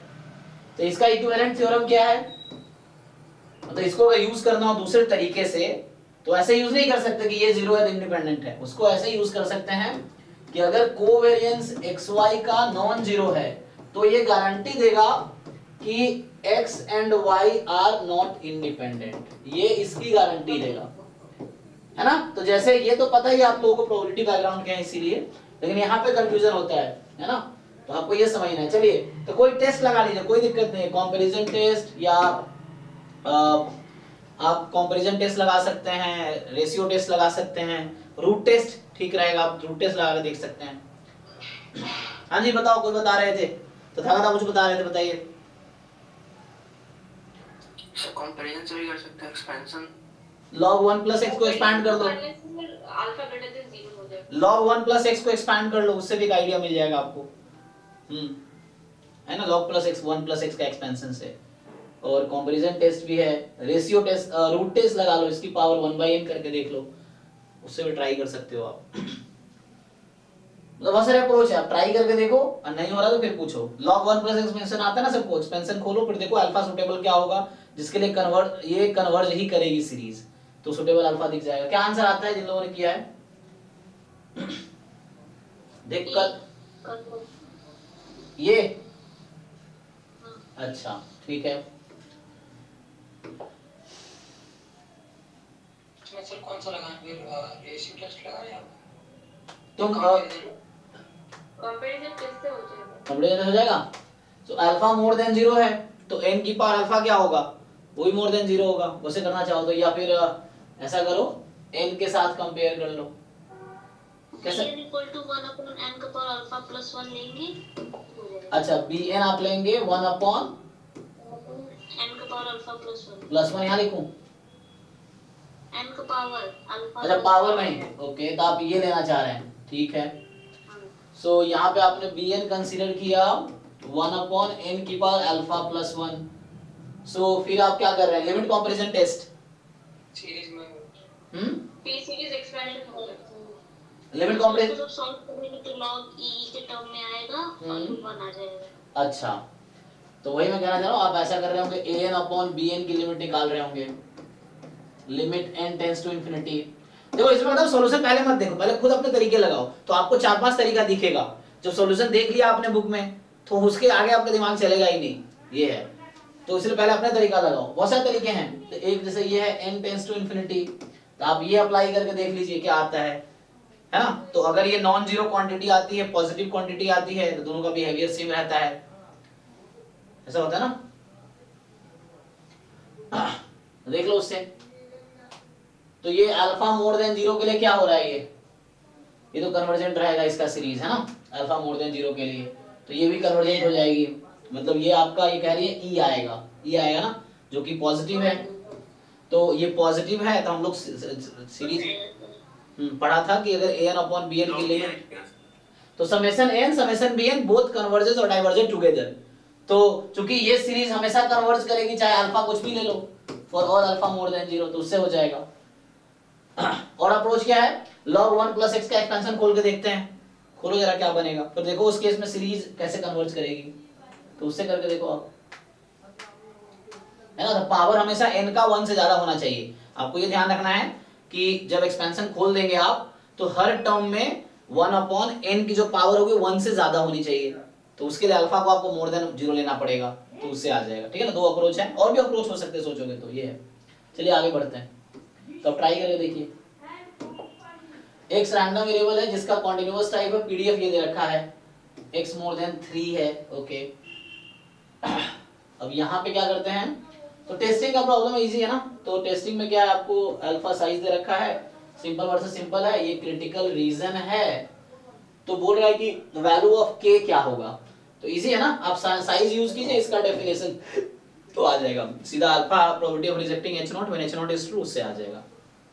करके देखिए, नहीं तो बताइए मुझे। अभी हम एक बार इसको डिस्कस कर लेते हैं, फिर डाउट भी करेंगे 2015 से 23 का किसी का रह गया हो तो, अदरवाइज पहले वीडियो देख लेना जो नहीं देखा हो तो। हाँ, इसमें क्या कह रहा है, एक रैंडम वेरिएबल है कॉन्टिन्यूअस टाइप का। तो अब ये 2 मार्क्स का स्टार्ट हो गया, 1 to 10 1 मार्क्स का था।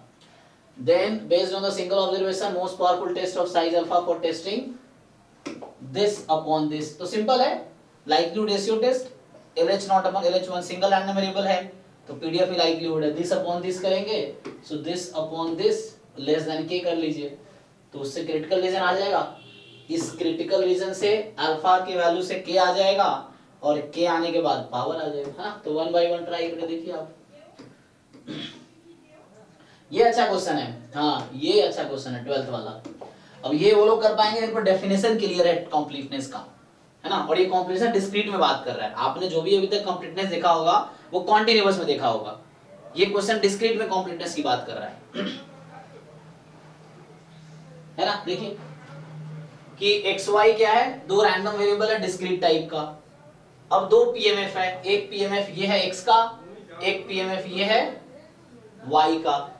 अब आपको बताना है कि कौन सा डिस्ट्रीब्यूशन रैंडम वेरिएबल कंप्लीट है, xy कंप्लीट है, x कंप्लीट है, y कंप्लीट नहीं है, दोनों कंप्लीट नहीं है, या क्या है, कैसे चेक करेंगे। डिस्क्रीट में तो दोनों नहीं होगा ना, कैसे, क्योंकि ओपन जैसे ओपन इंटरवल में कंसीडर करते हैं कंप्लीटनेस केस, कोई भी सेट पॉइंट मतलब अच्छा, तो आप उसकी बात कर रहे हैं। यहाँ जो पैरामीटर स्पेस है आप ये बोल रहे हैं दोनों में 1 to 1/4 है, 0 to 1/4 है, यही ना?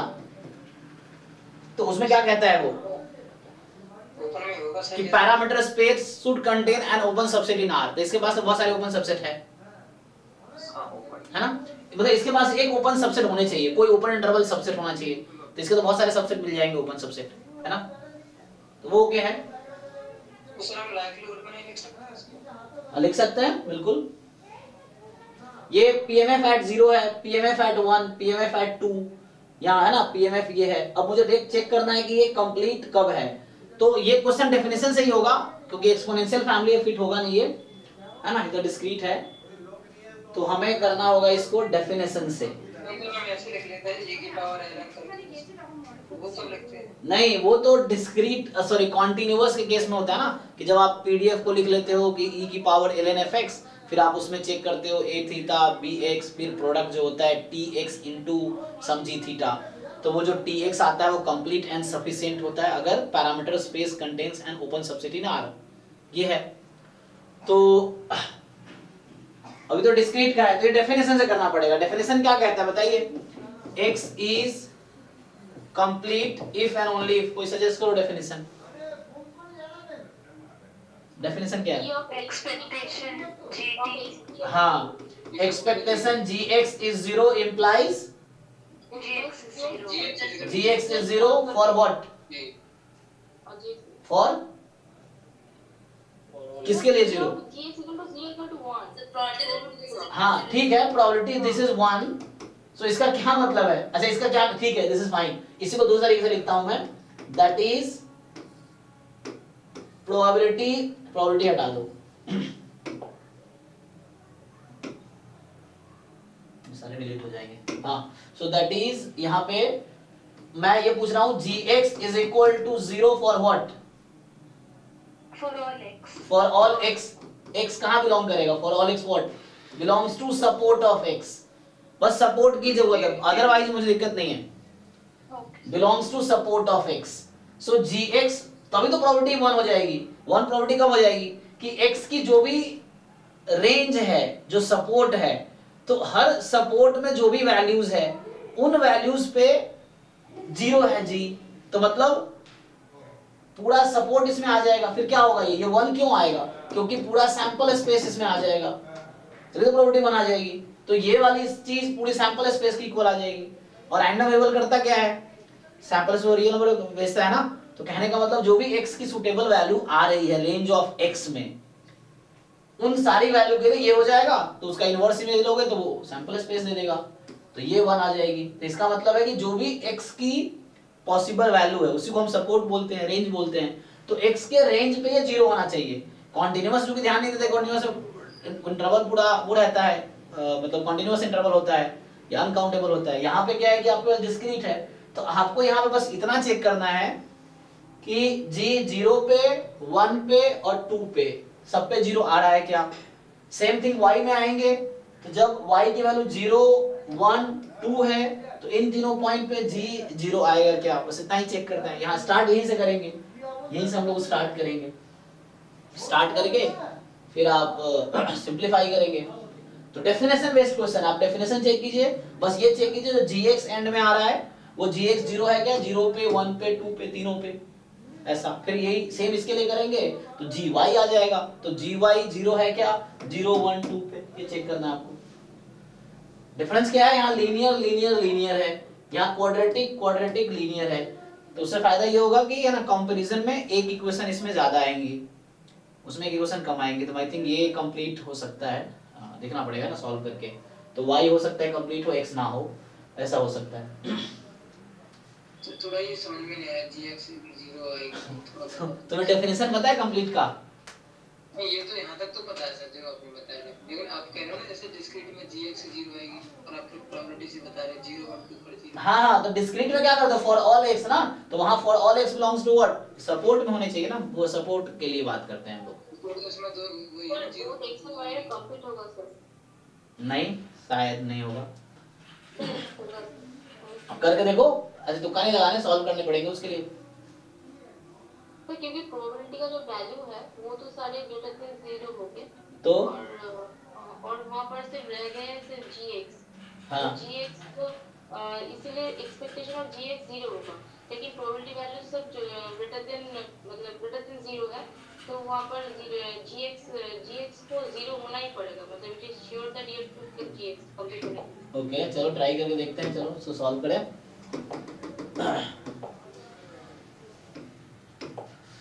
इसमें कोई एक कंप्लीट है, कोई एक कंप्लीट नहीं है, ठीक है ना। ऑफिशियल आंसर की देख लो। तो डेफिनेशन लगाना है कंप्लीटनेस का, तो यहाँ पे कंप्लीट का आप डेफिनेशन यूज करो, है ना। तो ये थोड़े लीक से हट के क्वेश्चन है, इस पे क्वेश्चन आया नहीं है, तो ऐसा अगर आ जाएगा तो अगर आपने प्रैक्टिस नहीं किया तो फंस जाओगे एग्जाम में, ये है। क्योंकि जो भी कंप्लीट वाले क्वेश्चन बाकी क्वेश्चंस हैं सब कंटीन्यूअस केस में हैं, तो एक्सपोनेंशियल फैमिली से आ जाता है या उस तरीके से आ जाता है, डेफिनेशन से आ जाता है। चलिए तो आप जो कह रहे हैं हम सॉल्व करके देखते हैं। देखिए किसका चेक करो बताओ, x का। चलो x से स्टार्ट करते हैं। तो हमें क्या करना है, एक्सपेक्टेशन ऑफ gx को 0 पुट करना है। तो डिस्क्रीट है तो डेफिनेशन होगा gx into probability at x बराबर 0।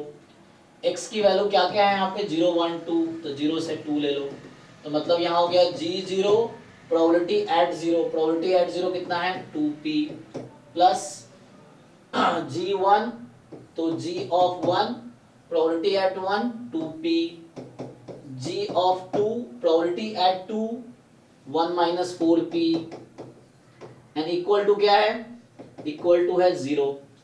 अब आपको सॉल्व करना है यहाँ पे, ठीक है। So equal to 0। अब आपको डिसाइड करना है, तो x का जो सपोर्ट है यहाँ पे वो 0 1 2 है, y का भी सपोर्ट जो है 0 1 2 है, ठीक है। तो अब इस इक्वेशन को सॉल्व करते हैं, and this equation is true for all, है ना। यहाँ पे जो आप लिखते हो e of gt is 0 for all theta belongs to parameter space, देखिए for all x belongs to s and for all theta belongs to parameter space. So ये होल्ड करता है for all p between 0 and 1/4 जो कि given है। चलिए इसको थोड़ा ठीक से लिख लेते हैं। तो इसको लीनियर इक्वेशन बनाना पड़ेगा ना, तो मतलब देखिए कांस्टेंट टर्म कौन सा है इसमें, g2 आएगा, कांस्टेंट टर्म इज g2। अब p के कोएफिशिएंट कलेक्ट कीजिए आप लोग, तो 2 time g0 plus 2 time g1 and minus 4 time g2, ये है into p is equal to 0। And इसके पास कितने सॉल्यूशन हैं, देखो ये लीनियर इक्वेशन है, तो वैसे इसके पास कितने सॉल्यूशन होंगे अगर सॉल्व करेंगे, तो p की कितनी वैल्यू आएगी, एक आएगी वैसे तो, लेकिन डेफिनेशन के according this is true for all p belongs to parameter space 0 to 1/4, और 0 to 1/4 में p के कितनी वैल्यूज हैं, p के पास कितनी वैल्यूज हैं यहाँ पे 0 to 1/4 के बीच, इनफाइनाइटली, हाँ इनफाइनाइट है, अनकाउंटेबली मेनी है।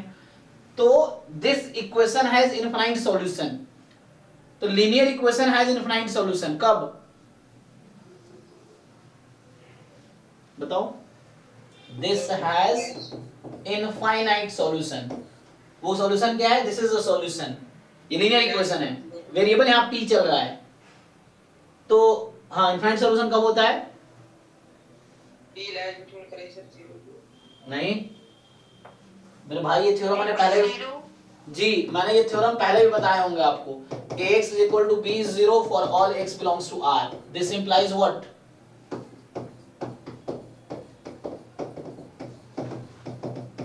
This implies what? इसके पास इनफाइनाइट सॉल्यूशन है, इसके पास भी इनफाइनाइट सॉल्यूशन है, और कांस्टेंट्स भी कांस्टेंट्स आर 0। हाँ जो भी कोएफिशिएंट है उसको 0 होना पड़ेगा। अगर ये कोएफिशिएंट 0 नहीं हुआ ना तो इसके पास एक ही सॉल्यूशन आ सकता है, दूसरा सॉल्यूशन मिलेगा ही नहीं। Linear equation has at most one solution, आपने पढ़ा हुआ है ना। तो अगर ये कह रहा है कि हर रियल नंबर इसका सॉल्यूशन है, तो अगर a भी 0 नहीं हुआ ना तो सिर्फ एक ही इसके पास सॉल्यूशन आएगा। सो हर रियल नंबर सॉल्यूशन कैसे बनेगा, ये कह रहा है कि every real number is a solution of this equation. तो ऐसा कब हो सकता है, जब a b को 0 होना पड़ेगा। Every real number is a solution of this equation, ABC 0 हाँ अगर ABC में से कोई एटलीस्ट मान लो ए नॉन जीरो हो गया, तो इसके पास एक ही मतलब मैक्सिमम 2 सॉल्यूशन आ सकते हैं, क्वाड्रेटिक है ना, but it is saying every real number is a solution. तो मतलब यहां से हो गया a and b and c has to be 0। तो ये कॉन्सेप्ट यूज होगा y वाले केस में, और ये कॉन्सेप्ट यूज हो रहा है x वाले केस में, क्योंकि वहां लीनियर है। तो यहां से क्या आ रहा है कि जो ये a plus b x, x की जगह p चल रहा है हमारा, तो यहां से आपके पास g2 इज 0 एंड 2 टाइम है ना, सबका कर दो यहाँ पे 2 time g1 minus 4 time g2 is 0। अच्छा g2 0 ऑलरेडी हो चुका है, g2 को 0 कर दो वहां भी, तो यहां से g2 तो 0 आ ही चुका है, एंड यहां से क्या मिला। अब सोचो क्या ये दोनों मिलके इस बात की गारंटी देगा कि g0 भी 0 होगा, है ना। अगर a प्लस बी 0 है तो क्या गारंटी है a एंड b दोनों 0 होगा? नो, तो that's why x is not complete.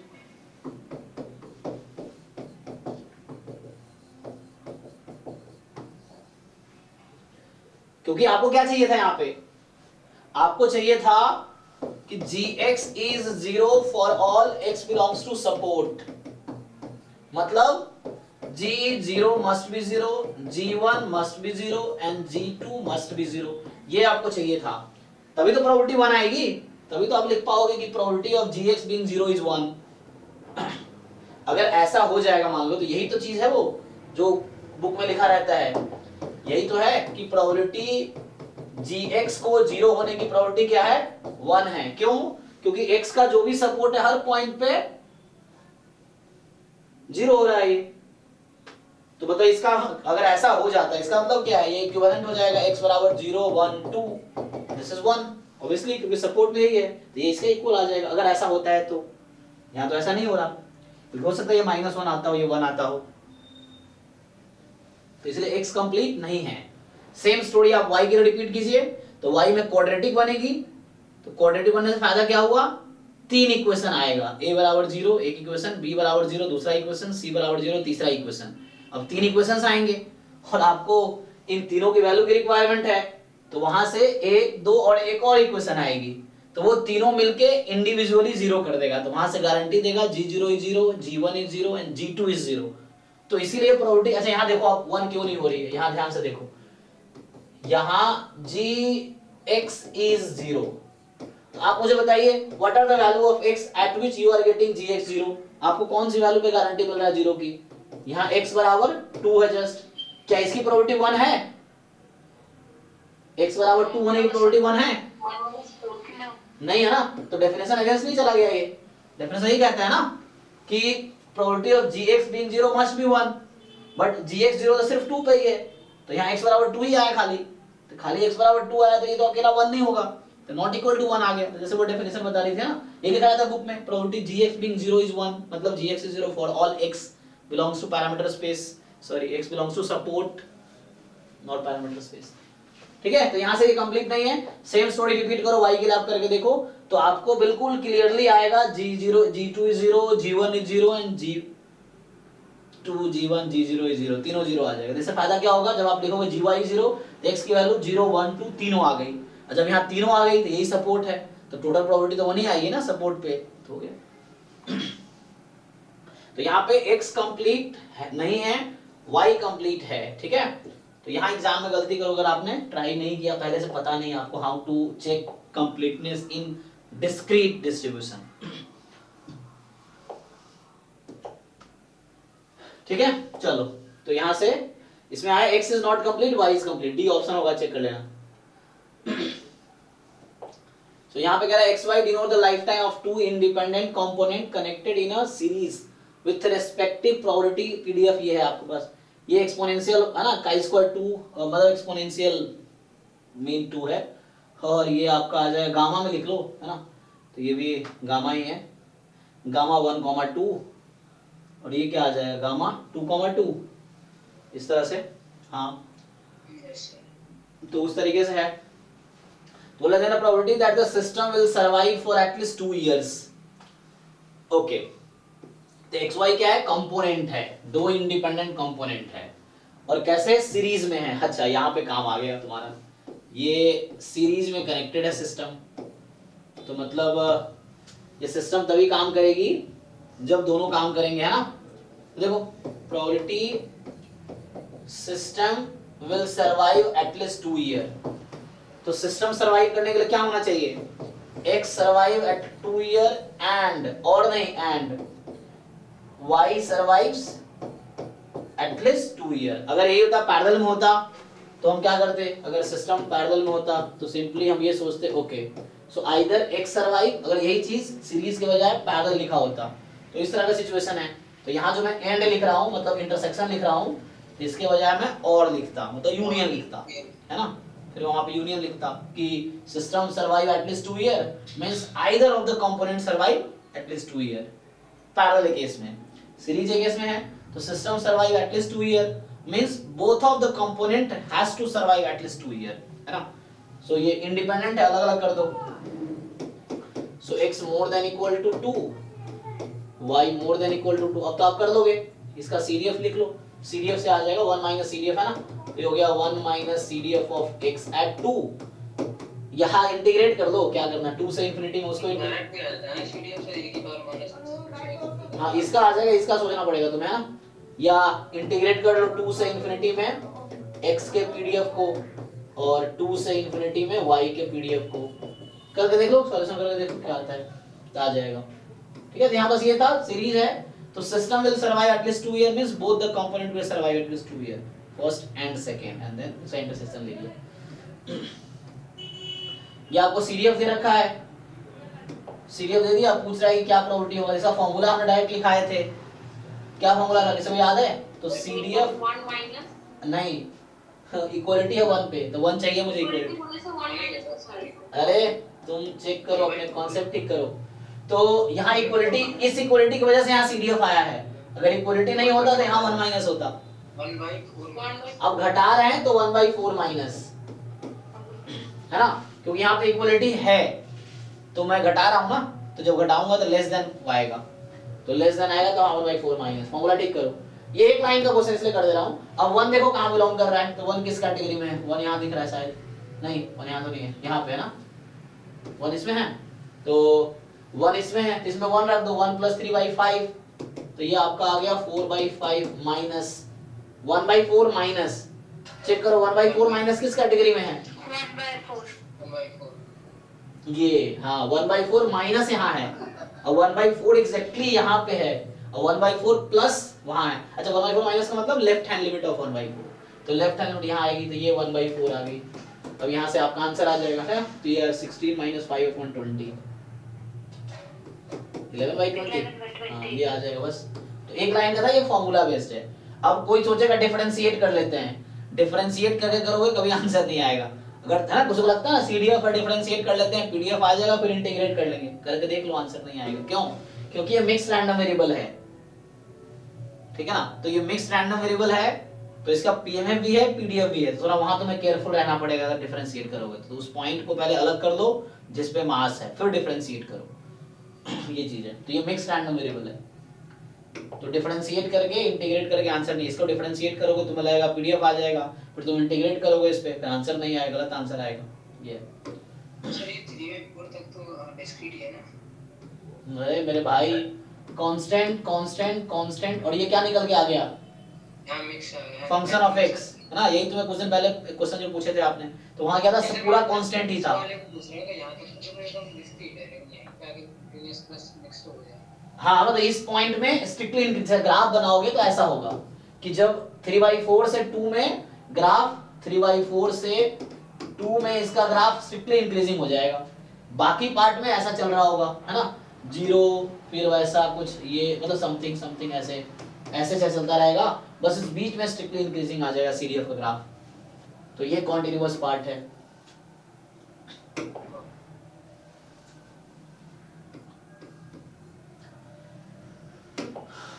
Okay और देखो मजे की बात क्या है, मैं इस क्वेश्चन में बताता हूं, अगर तुम डिफरेंशिएट करके इंटीग्रेशन करो तो जो आंसर आएगा वो भी इसी ऑप्शन में होगा, वो या तो 1/20 आएगा, या 7/20 आएगा, 13/20 आएगा, आंसर जरूर आएगा।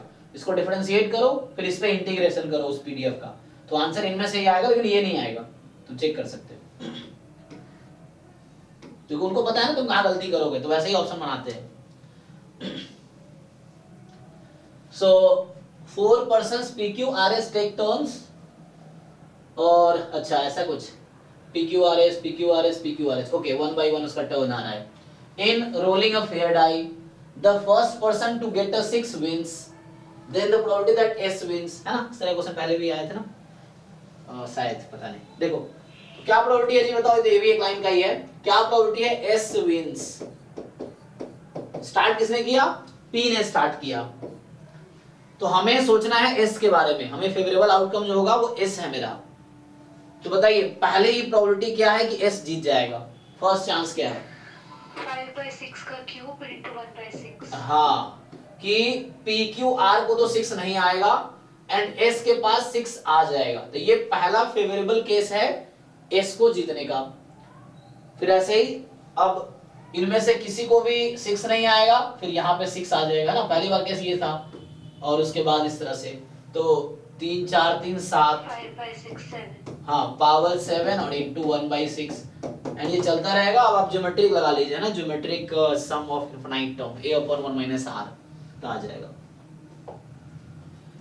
ठीक है, ये हमारे पास है एक फंक्शन ऑफ 2 वेरिएबल, अब इजी है। अब इसमें क्रिटिकल पॉइंट निकालो पहले, और बोल रहा है कि फंक्शन के पास पॉइंट ऑफ मैक्सिमा है, सैडल पॉइंट है, पॉइंट ऑफ मिनिमा है, सैडल पॉइंट नहीं है, तो पॉइंट निकालने के बाद पता चलेगा क्रिटिकल पॉइंट आएगा। क्रिटिकल पॉइंट कुछ भी हो सकता है, मैक्सिमा, मिनिमा, सैडल पॉइंट, तो आपको चेक करना है क्या है। एरिया बाउंडेड बाय, ये आसान है ना, क्लास 12 का क्वेश्चन आ, लेकिन इसका ग्राफ बनाना थोड़ा मुश्किल होगा। तो y बराबर है ना, जैसे y बराबर x स्क्वायर का ग्राफ ये है, ये x स्क्वायर का ग्राफ है, x स्क्वायर माइनस 1 का ग्राफ ये है, ठीक है जी, तो यहाँ पे 0 है, x स्क्वायर माइनस 1 का ग्राफ ये है, एक यूनिट नीचे कर दिया, मॉड लगा दिया, तो मॉड लगाने से फायदा ये होगा, इधर उल्टा हो जाए, नीचे वाला ऊपर पॉइंट। हाँ मॉड बस क्या करता है, अब इसका मॉड लगाना है मुझे, तो ये ग्राफ है आपका x स्क्वायर माइनस 1 का, मॉड लगाना है, तो मॉड क्या है कि मॉड नेगेटिव वैल्यू को पॉजिटिव कर देगी, तो ये जो नेगेटिव पार्ट x एक्सिस के नीचे है ये पॉजिटिव हो जाएगा। सो दिस ये जो मैं अभी इस कलर लिए है मॉड x स्क्वायर माइनस 1, देख लो, तो ये आपका ग्राफ है मॉड x माइनस 1 का, ये वाला। अब किसके इसके बीच का पूछ रहा है, यहाँ से लेके y बराबर 8, तो यहाँ क्या है ये देख लो, तो जब y को 0 करोगे तो x एक मिनट, यहाँ y एक्सिस है ना ये, तो x को 0 पुट करेंगे, तो x को 0 पुट करेंगे तो y 1 आ जाएगी, तो ये y तो 1 है यहाँ पे, फिर y 1 है और y बराबर 8 कह रहा है ये, तो मान लो इस तरह से ग्राफ है ना, ये 8 है, तो आपको इस वाले रीजन का एरिया निकालना है, ये जो रीजन दिख रहा है ना इसका एरिया निकालना है, ट्राई करो है ना, तो ये वाला रीजन है, इसका एरिया डबल कर देना इसको, हाँ कर सकते हो इस तरह से ना, तो हाफ का सिमेट्रिक ही है, तो इसका निकाल के डबल कर लो, तो इस तरह से है, तो ट्राई करो, ग्राफ मैंने बना दिया, ट्राई करके देखो। x1 x2 xn centre limit से हमें दिख जाएगा ना, हो जाएगा, इजी है, चलो हाँ ये इस वजह से हो जाएगा, सेंटर लिमिट से इजीली। ज्वाइंट दे रखा आपको x वेक्टर है, मतलब ज्वाइंट डिस्ट्रीब्यूशन x1 x2 का दे रखा है आपको, और ex1 ex2 0 है, ex स्क्वायर दोनों है ना, तो इसका मतलब ये हो गया वेरिएंस भी 1 1 होगा, ex1 into x2 आपका ये इसलिए दिया ताकि तुम कोवेरिएंस निकाल सको, है ना, यहाँ से कोवेरिएंस आ जाएगा, ये टर्म क्यों दिया है, ताकि तुम कोवेरिएंस बिटवीन x1 x2 निकाल सको, कोरिलेशन आ जाएगा उससे, हो जाएगा ना, तो यहाँ से क्या करना है आपको, हाफ होगा उसमें, तो क्या करना पड़ेगा, कोरिलेशन हाफ होगा सर, ओके ठीक है, हाँ ये ऑफ है ना, वो 0 है मीन, इसीलिए तो कोवेरिएंस और कोरिलेशन दोनों हाफ ही होगा, कोवेरिएंस भी और कोरिलेशन भी हाफ ही होगा, क्योंकि वेरिएंस 1 है ना, तो ये भी हाफ ही है, ओके। तो इसका कैसे करोगे अब, इसमें भी तो सर ये एक्सपेक्टेशन ऑफ x1 वेरिएंस में हो रहा है, और variance of x1 plus 2x2 उसको लिख सकते हैं variance of x1 plus 4 variance of x2 plus 4 covariance of x1 x2 correlation of x1 हाँ फिर क्या होगा? फिर उससे सर x1 का वैल्यू 1 प्लस 2 तो बाइवेरिएट नॉर्मल है ना, तो स्टैंडर्ड नॉर्मल बना लो, हो जाएगा स्टैंडर्ड नॉर्मल। बाइवेरिएट नॉर्मल आपके सिलेबस में भी है, तो स्टैंडर्ड नॉर्मल बन जाएगा ना, सिंपल है मतलब। हाँ इसका डिस्ट्रीब्यूशन, डिनोमिनेटर से कर देंगे तो हाँ इसका डिस्ट्रीब्यूशन आएगा नॉर्मल 0, फिर 1 plus 4 and plus 2 time half, 2 into तो 1 प्लस 4 प्लस 1 6, 6 होगा सर। ऐसा कुछ देख लीजिए, 6 या 7 लग रहा है मुझे, ये 7 से 7 आएगा ना, ऐसा दे रखा है। फिर से देखो 2 time covariance between x y ना, 4 आ जाएगा ना सर बाहर निकल के, क्योंकि 2 बाहर आ जाएगा 2 उसका, तो हाँ एक 2 यहाँ भी तो है, एक सही बात है ना। 2 time covariance between x y, 2 मतलब variance x plus variance y plus 2 time covariance between x y, तो 2 बाहर पहले से है और एक 2 यहाँ भी ऑलरेडी है, तो वही बाहर आएगा, 4 हो जाएगा, हाफ हो जाएगा तो 7 आ जाएगा, है ना। ये वाला 2 में छोड़ रहा था, तो उससे कीजिए, 0.07 आ गया, आप कर लीजिए, तो स्टैंडर्ड डेविएशन है उसे डिवाइड करके, ठीक। तो उसे है ना मेन 0 स्टैंडर्ड 7 है, 7 डिवाइड कर दो, तो नॉर्मल 0.1 हो गया, तो नॉर्मल 0.1 हो गया, तो मोर देन 1 माइनस कैपिटल 5 1 हो जाएगा। हाँ ये 5 माइनस 1 आ गया मतलब, है ना। तो ये दे रखा होगा। अब ये फर्स्ट पेज पे देखेंगे तो इसकी वैल्यू आपको गिवन होगी पहले पेज पे, तो उससे आ जाएगा, चेक करके देख लीजिए बाकी लोग, फर्स्ट बार आ जाएगा, है ना। ओके हाँ डेटा दे रखा होगा। There are 2 urns u1 u2, u1 contain 4 white 4 black, u2 contain, अच्छा u2 एम्प्टी है शुरू में, फिर आपने 4 बॉल ड्रॉ किया u1 से और उसको u2 में ट्रांसफर कर दिया, देन एक बॉल आपने ड्रॉ किया u2 से, और अब पूछ रहा है कि क्या प्रोबेबिलिटी है कि जो u2 से बॉल ड्रॉ किया वो व्हाइट होगा, है ना। यहाँ एक तो ट्रांसफर हो रहा है और ठीक है, तो आप सॉल्व करके देखिए, बेस थ्योरम का क्वेश्चन है ये, हाँ सो ट्राई करके देखो।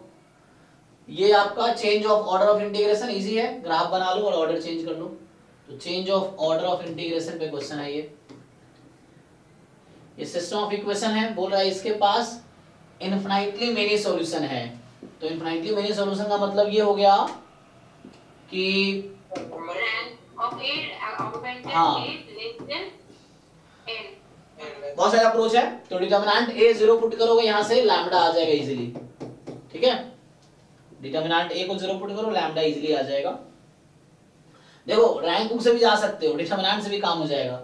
अगर A ऑगमेंटेड B निकालोगे ना, तो A ऑगमेंटेड B जो होगा 1 2 1 -2 -5 2 1 2 लैम्डा 3 2 म्यू, ये ऑगमेंटेड है ना।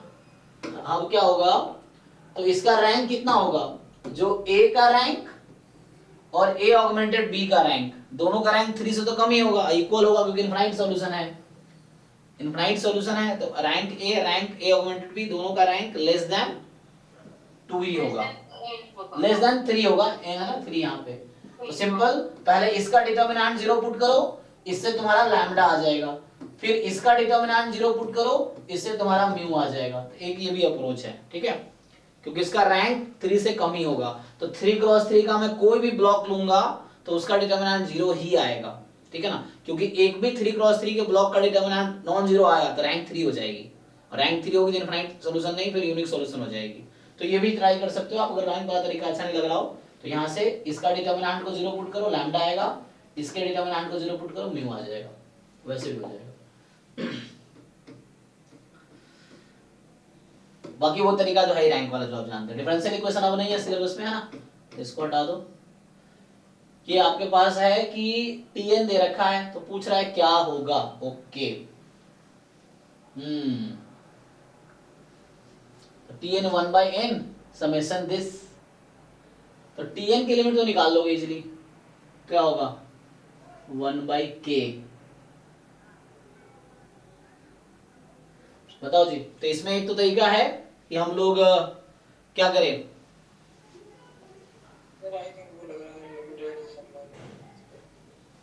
A1 plus A2 plus AN upon N limit n tends to infinity किसके इक्वल आती है ये? कॉची थ्योरम है ना। हम हाँ, n to the power just n के, तो n की लिमिट क्या आएगी यहाँ पे? 1/√n। हाँ वो भी है, तो बाद में प्रोडक्ट लोगे 1/n करोगे तब भी वही आएगा, प्रोडक्ट लेके 1/n करो तब भी वही आएगा, है ना। ये इक्वल होता है, तो यहाँ तो तुम्हारा an क्या है तुम्हारा, ये 0 आ गया ना ये तो। इनफैक्ट यही इक्वल होगा a1 into a2 into an इस पूरे की पावर 1/n के। तो ये ज्योमेट्रिक मीन है, ये अरिथमेटिक मीन है, इक्वल रहेगा ये। तो इससे भी करते तो वही होता, सबको मल्टीप्लाई करते तो n फैक्टोरियल बन जाता, फिर n फैक्टोरियल की पावर 1/n, तो है ना। उससे फिर सॉल्व कर देना, वो भी आई थिंक 1 ही आता है। अच्छा नहीं, वहां से देखना पड़ेगा, n फैक्टोरियल की पावर 1/n है ना। अच्छा डिनोमिनेटर में है वो, तो n फैक्टोरियल, n की पावर 1/n की लिमिट 1 आती है ना, n की पावर 1/n है, limit n tends to infinity, तो उसके आंसर क्या है? 1 आता है। तो ये ठीक है, तो 0 आ गया, एक तो ये 0 आ गया, ये डज नॉट कन्वर्ज वाला आउट हो जाएगा, डज नॉट कन्वर्ज वाला आउट हो जाएगा। तो अब ए और सी में आपको डिसाइड करना है क्या सही होगा, ठीक है। सो ए सी में आप डिसाइड कीजिए, आप टेस्ट लगा के, या लीबनिज टेस्ट लगा सकते हैं क्या? हाँ ओके, देखो लीबनिज टेस्ट नहीं होगा। हो सकता है। देखो सिंपल है, आप bn ले लो 1/n को, है ना, तो limit comparison sir p test लगाएंगे तो ये 1/√n आ जाएगा समेशन में, और ये n पावर 3/2 हो जाएगा। ग्रेटर देन 1 होगा तो ये p टेस्ट से मतलब वो हो जाएगा कन्वर्ज। अच्छा ये ऐसा लगा। मतलब क्या कंपैरिजन p टेस्ट किस में लगाओगे? इसका समेशन में 1/√n हो गया, अगर √n जैसे 1/n को अंदर लेके जाएंगे हाँ तो n की पावर 3/2 हो जाएगा, ये ग्रेटर देन 1 है, हाँ, p टेस्ट से कन्वर्ज हो गई। अब बाकी टर्म का क्या? सर समेशन कर तो दिया ना इस सीरीज को 1/√n। कहाँ समेशन किया तुमने? ये है 1/n बाहर, summation 1/√k, k from 1 to n। हाँ अब क्या कह रहे हो तुम? मैं कह रहा था कि रूट में n है। देखो ध्यान से एक मिनट, तो ये tn है तुम्हारा। मैं अगर पूछूं आपसे कि tn upon bn limit n tends to infinity, बताओ जी क्या आंसर आएगी? कोई बताओ ठीक से सोच के।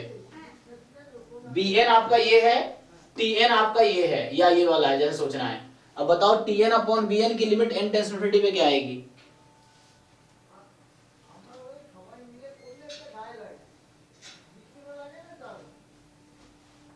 tn अपॉन bn की लिमिट क्या आएगी? तो 0 आएगा sir. Series 1/√k, k from 1 to infinity. इस सीरीज के बारे में तुम क्या जानते हो? सर डाइवर्ज करेगी। पी टेस्ट से डाइवर्स करेगी, तो ये इंफिनिटी आ गई। डाइवर्स का मतलब क्या? इंफिनिटी। रेसिप्रोकल ले लेते हैं, तो जब रेसिप्रोकल लेंगे तो ये bn अपॉन tn की लिमिट क्या आ जाएगी? 0। अब ये भी चेक करो लिमिट कंपैरिजन टेस्ट जाके, जब पॉजिटिव रहता है लिमिट, अगर यहाँ पे bn अपॉन tn की लिमिट क्या है? ओके पॉजिटिव है, यहाँ मुझे थोड़ा सा वो करना पड़ेगा, तो वहां फेल होगा ये थ्योरम शायद, क्योंकि वहां पे ये होता है पॉजिटिव है तो दोनों का बिहेवियर सेम है ना। और 0 आ गया तो अगर डिनोमिनेटर के करस्पॉन्डिंग जो सीरीज है वो कन्वर्ज कर रही है, देन न्यूमरेटर के करस्पॉन्डिंग सीरीज भी कन्वर्ज करेगी। लेकिन यहाँ तो डिनोमिनेटर को ही टेस्ट करना है मुझे, और यहाँ 0 आता तो मैं कुछ सोच सकता हूँ, तब भी कुछ नहीं होता, तो ये तो फेल हो जाएगा। दूसरा तरीका है, सोचना पड़ेगा। अब डाइवर्ज होगा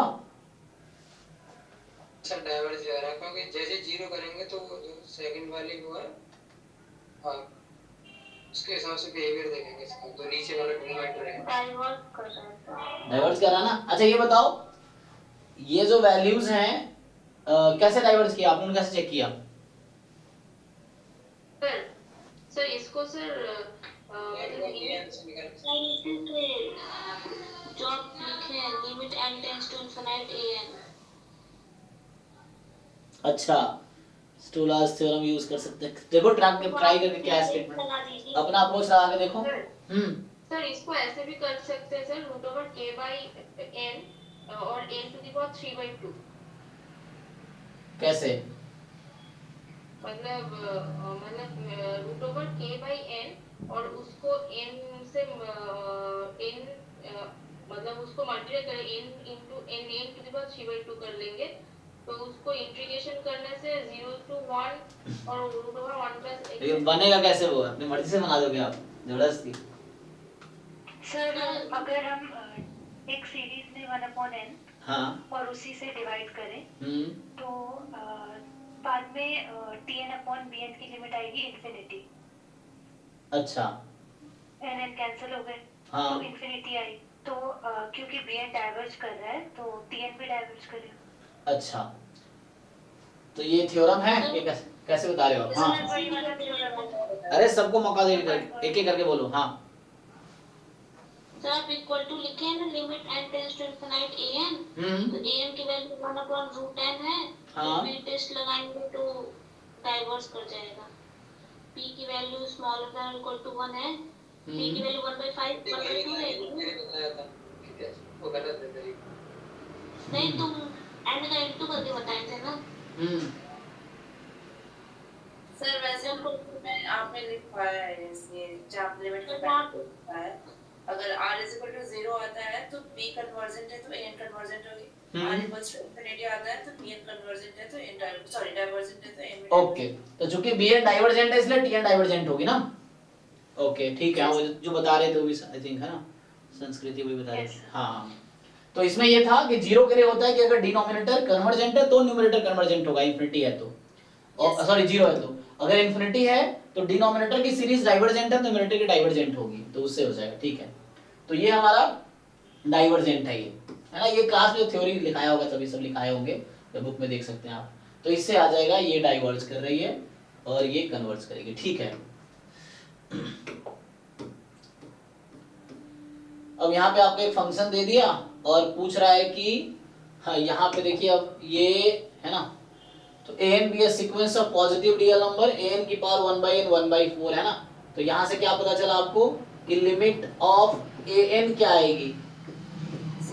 0, क्योंकि ये कहीं ना कहीं लेस देन 1 है, तो ये भी इंप्लाई कर रहा है कि सीरीज an इज कन्वर्जेंट। ये लेस देन 1/4 लेस देन 1 है, तो ये रूट टेस्ट से सीरीज n कन्वर्जेंट भी इंप्लाई कर रहा है, लिमिट an 0 है, तो an की लिमिट 0 है, आप यूज कर लो, अब तो हो जाएगा।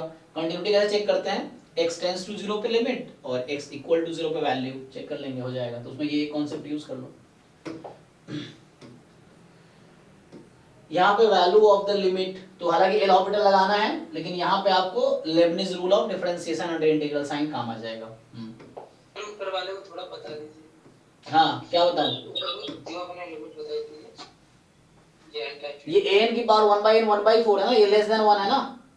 Yes sir. हाँ, तो ये क्या होता है स्टेटमेंट? अगर ऐसा हो तो सीरीज n इज कन्वर्जेंट होती है, और सीरीज n कन्वर्जेंट है तो n के बारे में क्या कह सकते हैं? 0। हाँ ठीक है, तो n की लिमिट 0 है। अब तुम यहाँ पे लिमिट लगाओ, है ना, तो तुम्हें क्या करना है? f0 निकालना है। जब तुम f0 निकाल रहे होगे तो उसकी वैल्यू ये है, तो यहाँ पे क्या करना है? लिमिट n टेंड्स टू पे an की वैल्यू लिमिट 0 है ऑलरेडी, रख दो, तो 0 रख दो, log 1 0 sin π/2 1, तो ये 0 आ गई। चेक करो, जी सर, है ना, log 1 0 और an की लिमिट 0 ऑलरेडी, 0 + π sin π/2 1, तो ये 1 हो गई, f0 0 हो गई। और अब तुम्हें निकालना पड़ेगा limit x tends to 0 fx, ये fx है तुम्हारा, so x sin 1/x sorry 1/x square है, तो निकालो इसकी वैल्यू। क्योंकि ये बाउंडेड फंक्शन है, x 0 है तो ये 0 हो गया, बाउंडेड फंक्शन है ये। चेक करो एक बार तुम लोग, यस सर। तो यहाँ पे x इसको फोर्स करेगा 0 पे कन्वर्ट करने को, और तो इसके हिसाब से ये कॉन्टिन्यूअस तो होना चाहिए, है ना। तो अब डिफरेंशिएबिलिटी चेक करनी है, तो डिफरेंशिएबिलिटी के लिए चेक करो, डेफिनेशन f'0 ये लगाओ, f'0 बराबर limit x tends to 0 fx minus f0 upon x minus 0, ये आ जाएगा, है ना। सो f'0 आपका fx minus f0 upon x minus 0 limit x tends to 0, ये लगा के देखो, तो fx ये यूज करना, और f0 पता ही है 0 आ चुका है, बस पुट कर लो, x x कट जाएगा, फिर यहाँ क्या एक लाइन में आ गया ये तो, है ना इंफिनिटी। जी। ये साइन 1/x² हो गया और यहाँ लिमिट x टेंड्स टू आपका 0 है, तो ये तो अब 1/sin एग्जिस्ट नहीं करेगा ना, क्योंकि लिमिट तो यूनिक होती है, यूनिक वैल्यू आएगी नहीं, तो इसलिए डज नॉट एग्जिस्ट। तो डिफरेंशिएबल तो नहीं है, कॉन्टिन्यूअस है, डिफरेंशिएबल नहीं है, पहला ये चीज है।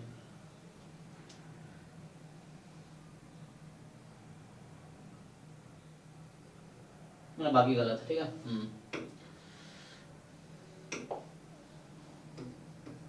यहाँ पे सिंपल है, एल हॉस्पिटल रूल लगाओ, न्यूमरेटर का डेरिवेटिव डिनोमिनेटर का एल हॉस्पिटल रूल लगा के आ जाएगा। मतलब यहाँ पे डिफरेंशिएट करोगे तो लेबनिज रूल से, यहाँ सिंपली डिफरेंशिएशन हो जाएगा। The number of distinct eigen value, ये हालांकि थ्योरम है। देखो ईच रो ईच कॉलम का सम क्या है, 4 है, तो 4 एक पक्का आइगन वैल्यू होगी, और दूसरी आइगन वैल्यू क्या होगी, इसके पास दो ही आइगन वैल्यू होगी, एक 4 और दूसरी 0, क्योंकि इसका डिटरमिनेंट 0 आएगा, है ना, क्योंकि डिटरमिनेंट अगर निकालोगे तो आप जानते हो ना, if two row are identical the value of determinant is 0। तो ऐसा कोई भी मैट्रिक्स हो, n n n n भी होता अगर, तो जो भी रो या कॉलम सम अगर इक्वल हो गया, तो एक तो आइगन वैल्यू जो रो या कॉलम सम है वो होगी, और दूसरी आइगन वैल्यू 0 होगी, इसके पास दो ही आइगन वैल्यू होगी इस तरह के मैट्रिक्स के पास, 0 एंड जो सम आ रहा है। तो पूछ क्या रहा है, number of distinct eigen value 2, और आइगन वैल्यू है क्या, तो 0 एंड 4 आर 2 आइगन वैल्यू। ये थ्योरम है हालांकि, ठीक है ना, कि अगर ऑल रोज ऑल कॉलम का सम इक्वल है तो उस केस में दो ही पॉसिबिलिटी है, या तो आइगन वैल्यू 0 है एंड एक सम होगा, ये दो ही आइगन वैल्यू होंगी मतलब उसके पास, ठीक है।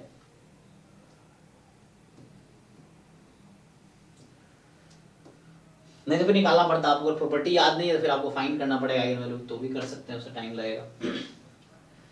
सो देखिए अब x1 x2 xn random variable है, जिसका ये आपको दे रखा है इन्होंने पीडीएफ। अब ये yn जो है x-1 एक नया रैंडम वेरिएबल है, उसका मीन है एक्चुअली, मतलब ये एक नया रैंडम वेरिएबल मान लीजिए इसको, तो उसका मीन y है एक्चुअली, है ना, तो उस तरह से। एनीवे मुझे कोई इस स्टेटमेंट का मीनिंग बताओ, इसका क्या मीनिंग है। जी सर, ये कंसिस्टेंसी है सर, कन्वर्जेंस इन प्रोबेबिलिटी है, कंसिस्टेंसी में। हाँ कंसिस्टेंसी बाद में आता है, पहले कन्वर्जेंस इन प्रोबेबिलिटी है, कंसिस्टेंसी। हाँ तो ये कहना चाह रहा है yn converges in probability to k।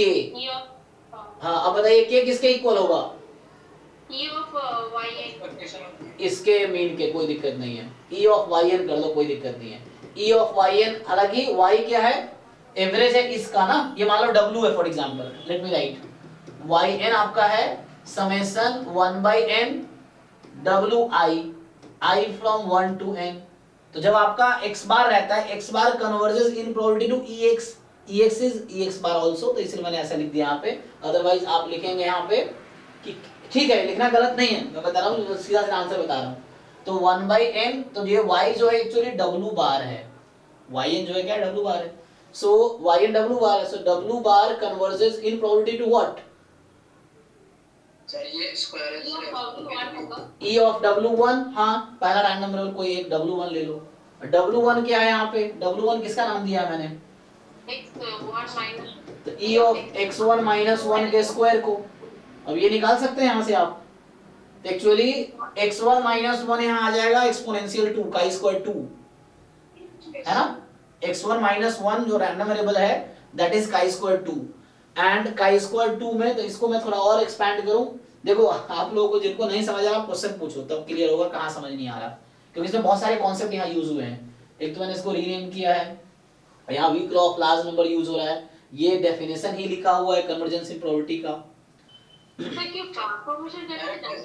Transformation कर लो, क्या दिक्कत है, ट्रांसफॉर्मेशन से क्या है, देखो यहाँ पे x माइनस 1 एक्सपोनेंशियल 2 है, तो e ऑफ x माइनस 1 2 आ गया, e of variance of x minus 1 कितना आ गया, क्या होता है वेरिएंस, 4, तो 4, मतलब का स्क्वायर 2 है, एक्सपोनेंशियल, हालांकि 2 लिखना ठीक नहीं है, एक्सपोनेंशियल 1/2 लिख देता हूँ, है ना, एक्सपोनेंशियल 1/2 मतलब का स्क्वायर 2 है हालांकि ये, सो ठीक है, x माइनस 1 एक्सपोनेंशियल 2 है, मतलब का स्क्वायर 2 है, तो का स्क्वायर 2 मीन यहाँ से वेरिएंस आ गया ना, तो वेरिएंस से क्या आ जाएगा, ई एक्स माइनस 1 स्क्वायर नहीं आ जाएगा यहाँ से, हाँ 4 प्लस 4 8 आ जाएगा। तो क्या आ जाएगा, हाँ तो हो गया। तो ये आंसर इसका 8 है, देख लो, है ना। तो यहाँ ट्रांसफॉर्मेशन यूज हुआ है, यहाँ पे कन्वर्जेंस प्रोबेबिलिटी है, weak law of large number, ठीक है ना, ठीक है। क्योंकि यहाँ पे कोई पैरामीटर नहीं, इसलिए हम कंसिस्टेंट नहीं बोलेंगे। यहाँ पैरामीटर होता है लाइक, है ना, तो हम बोलते हैं कि हाँ yn इज कंसिस्टेंट, या k अगर पैरामीटर है तो yn is consistent estimator of k, है ना, इस तरीके से। ओके, यहाँ पे क्या है कि आपको x1 x2 xn random sample है, पॉपुलेशन विथ pdf, आपको ये pdf दे रखा है, डबल एक्सपोनेंशियल, है ना। अब आपसे पूछ रहा है uniformly minimum variance unbiased estimator बताओ, तो क्या करना पड़ेगा, ट्राई करना पड़ेगा आपको। तो यहाँ से आपको ये मिल जाएगा complete and supported summation mod xi, summation mod xi complete sufficient आ जाएगा, और कंप्लीट सफिशिएंट आ गया तो अब उसका आपको देख, हाँ किसका मीन लगा के आपको देखना है कि मीन थीटा आ जाएगा, इन चारों में से किसका मीन थीटा के इक्वल आएगा, तो उसके हिसाब से डिसाइड होगा कि क्या आएगा, है ना। हालांकि मॉड xi को आप ब्रेक करेंगे तो मॉड xi का डिस्ट्रीब्यूशन यहाँ से आ जाएगा एक्सपोनेंशियल थीटा, एक्सपोनेंशियल, है ना, मतलब मीन इसका 1 थीटा होगा एक्सपोनेंशियल थीटा। तो वैसे भी सोच सकते हैं आप कि मॉड xi जो एक्सपोनेंशियल थीटा आ जाएगा यहाँ से, अगर इसको मैं y बोल दूं तो इस तरीके से। तो y जो है अगर आप ऐसा लिखो कि जैसे बोलो ना summation mod xi i from 1 to n, या summation yi i from 1 to n, इसके इक्वल होगा, तो इसका डिस्ट्रीब्यूशन एक्सपोनेंशियल थीटा है, मतलब ये गामा 1 थीटा है, तो ये बन जाएगा गामा n थीटा। तो उससे भी कर सकते हैं आप, इस तरह से है। अब चेक कीजिए, क्योंकि यहाँ मीन पता है क्या है, मीन यहाँ लोगों मॉड x का तो 1 थीटा आ रहा है ना, तो 1 थीटा, आपको थीटा का यूएमवी चाहिए, तो थीटा का यूएमवी या तो c होगा या d होगा, मे बी d होगा, ठीक है। चेक करो तुम लोग, तो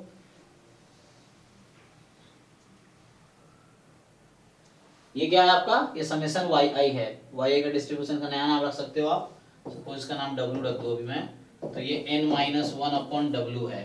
अब w इज कंप्लीट सफिशिएंट, अब इसका मीन निकाल सकते हो, इसका मीन निकाल लो, तो एक्सपेक्टेशन ऑफ 1/w निकालो, ये आ जाएगा आपका, ठीक है, थीटा बाई n-1, हाँ ये तुम निकाल के देखो, तो एक्सपेक्टेशन n-1/w तुम्हारा थीटा आ जाएगा। तो ये तुम्हारे लिए कैलकुलेशन करना चाह रहा है ना। अब ये दिक्कत क्या है, तुम बुक में से सॉल्यूशन देखोगे, तुम देखोगे तुम मान लोगे सही है, लेकिन जब तुम खुद करोगे तुम्हारे मन में क्वेश्चन आएगा कि हाउ, तो फिर उसको सॉल्व करना पड़ेगा आपको, फिर आपको समझ आएगा कि अच्छा इसके पीछे ये स्टोरी है। ठीक है, इस अप्रोच पे बाद में भी क्वेश्चन आया है, तो 21 में आया हुआ है इस अप्रोच पे क्वेश्चन।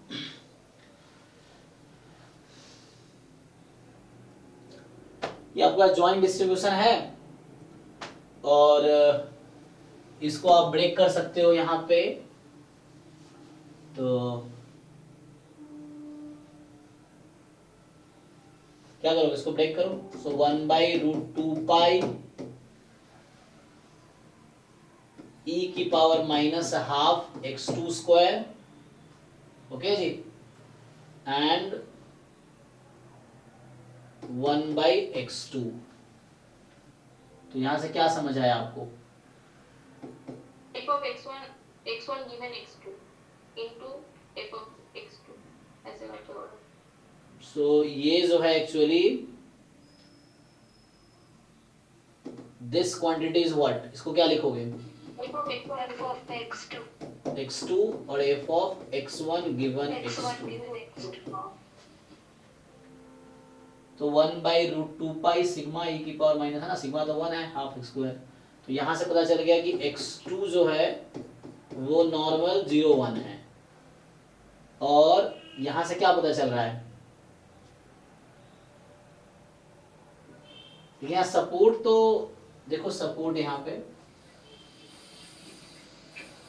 तो मॉड x आएगा यहाँ पे, यूनिफॉर्म 0 to x2 है ना, किसका डिस्ट्रीब्यूशन, x1 का या मॉड x1 का, सर x1 का सपोर्ट में तो मॉड x1 है। मॉड x1 हो सकता है क्योंकि इसका रेंज 0 से इन्फिनिटी है, इसलिए मॉडुलस पॉजिटिव होगा। x2 यूनिफॉर्म नॉर्मल 0,1 कैसे होगा? ये किसका पीडीएफ? 0 x2 होगा। नहीं नहीं, ये किसका पीडीएफ है? x2 0 to infinity है ना? अच्छा, ओ yes that is a problem. हाँ, एक मिनट, वही कह रहा हूँ, यहाँ पे सपोर्ट का थोड़ा ऊंचा है ना, तो ये लिखना गलत हो गया बिकॉज अगर नॉर्मल में लेता हूँ तो सपोर्ट उसका रियल नंबर होना चाहिए, तो ये गलत हो गया। तो यहाँ थोड़ा सा एडजस्टमेंट है। क्या एडजस्टमेंट है? तो यहाँ 2 कर दो, यहाँ 2 कर दो, अब हो गया। तो अब आप क्या लिखेंगे इसको? तो 1/2x2 और this is fine now, okay. तो अब क्या है ये fx2 का पीडीएफ ये है। So nothing but x2 actually x2 is mod z, x2 is mod z, okay. तो mod z का पीडीएफ निकालेंगे, ये मिलेगा आपको, है ना। z स्टैंडर्ड नॉर्मल है, तो x2 is nothing but mod z। तो x2 का डिस्ट्रीब्यूशन क्या है? वो डिस्ट्रीब्यूशन x2 का जो स्टैंडर्ड नॉर्मल का मॉड्यूलस लेने के बाद आता है। तो x2 random variable is the modulus of z actually. तो x2 is mod z, है ना। देखो बिना सॉल्यूशन देख करने में इतना सोचना पड़ता है ना, सॉल्यूशन देखने में सोचना नहीं पड़ता है। तुम सॉल्यूशन बुक में देख लोगे तुम्हें समझ आ जाएगा, अच्छा ऐसा ऐसा हुआ है। लेकिन जो पहला पर्सन जो वहां तक पहुंचा ना, उसको पता है कि, है ना, सारी स्टोरी पता है ना, ये है। तो वो तुम्हें जब तुम खुद से सॉल्व करोगे तुम्हें सारी स्टोरी पता चलेगी कहाँ कैसे है, ऐसा है। तो ठीक है ना। तो x2 क्या है? मॉड z है आपके पास। अब हो गया। यहां से क्या हो रहा है? सो यहां से आप देखेंगे, अगर ब्रेक करेंगे आप तो मॉड x1 का रेंज यहां से क्या आएगा? अगर ओपन करो आप तो x1 is between -x2 and +x2, right. So x1 given x2 is, तो यहां से आ गया। सो नाउ यू हैव इसमें x1 given x2 is equal to small x2, this is uniform -x2 +x2, check करो, है ना। तो ये एक आ गया कंडीशनल डिस्ट्रीब्यूशन, और x2 का डिस्ट्रीब्यूशन मॉड z के इक्वल है ना। तो x2 रियल नंबर चाहिए, मॉड z है, z का रेंज पूरा रियल नंबर है, तो मॉड z ले लिया, तो mod z is a positive real number. अब ठीक, वेरिएंस से आ जाएगा, उतना करना नहीं पड़ेगा। हाँ, आप जैसे भी कर सकते हैं, आपकी मर्जी है। तो variance of random variable x, तो मुझे वेरिएंस ऑफ x चाहिए। एक्चुअली प्रॉब्लम क्या है ना, आपने सॉल्व किया नहीं, बस आप बताते हो जाएगा, आप करके बताओ तब मानूंगा मैं, ऐसे नहीं।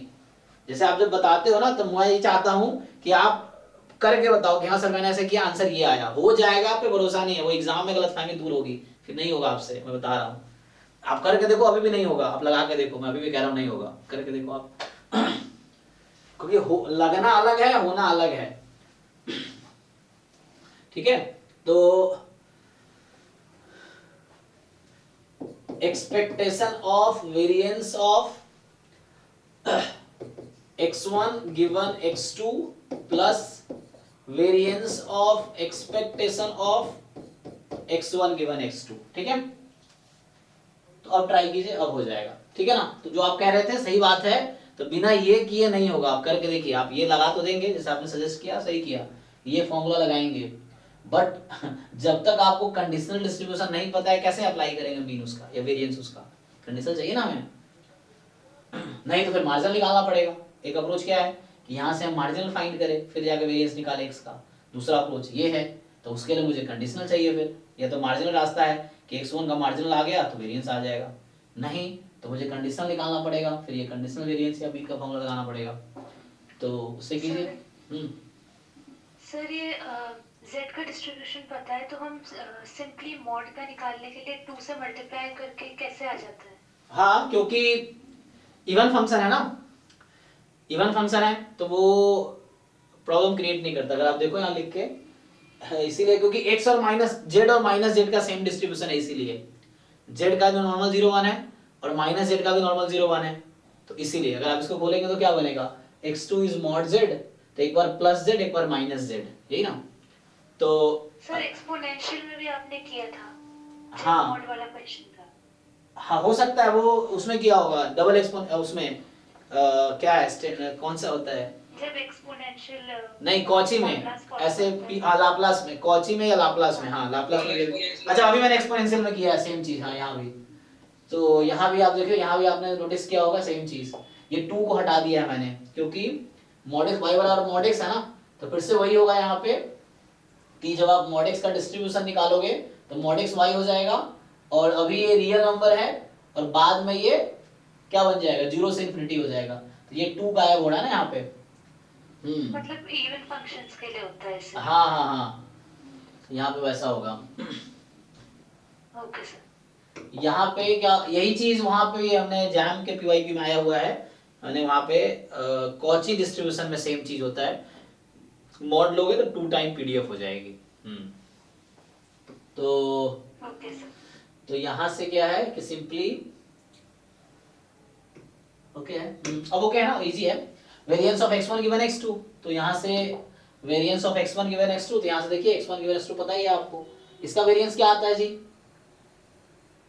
x2 माइनस x1 का होल स्क्वायर डिवाइड बाय। हाँ देखो यहाँ पे माइनस x2 से प्लस x2 है, तो ये 2x2 का whole square x2 whole square by 4x2 square upon 12 है ना, मतलब x2 स्क्वायर बाई 3। 3 हो जाएगा। हाँ, तो जब आप वेरिएंस यहाँ से लिखोगे तो एक्सपेक्टेशन, अब ये टर्म लिख रहा हूँ मैं, तो वेरिएंस माइनस x2 से प्लस x2 का, तो ये आ गया x2 स्क्वायर बाई 3 प्लस, अब एक्सपेक्टेशन चाहिए, तो इसका एक्सपेक्टेशन क्या आता है, minus x2 plus x2 uniform में 0, तो ये तो 0 हो गया सेकेंड टर्म, क्योंकि ये 0 हो गया तो वेरिएंस 0, तो खत्म, यही निकालना है, और ये तो आसान है अब, क्योंकि x2 square is z square, क्योंकि यहाँ से x2 स्क्वायर करोगे तो ये z स्क्वायर हो जाएगा, मॉड हट जाता है स्क्वायर होने पे, तो x2 square is z square, तो यहाँ z स्क्वायर रख दो अब, तो ये 1/3 बाहर, एक्सपेक्टेशन z स्क्वायर हो गया, और एक्सपेक्टेशन z स्क्वायर है, z तो नॉर्मल 0 1 है,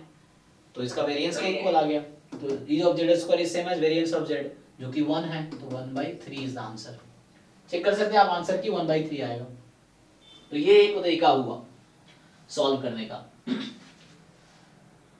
ठीक है। तो यहाँ 2 टाइम मल्टीप्लाई हुआ है बिकॉज हमने यहाँ मॉड लिया हुआ है z का, तो मॉड z किया तो जस्ट 2, क्योंकि सपोर्ट माइनस इंफिनिटी से प्लस इंफिनिटी वाला भी उठ के, सॉरी 0 से माइनस इंफिनिटी वाला उठ के 0 से इंफिनिटी में आ गया, तो उसने पीडीएफ को डबल कर दिया। तो अब सपोर्ट 0 से इंफिनिटी है।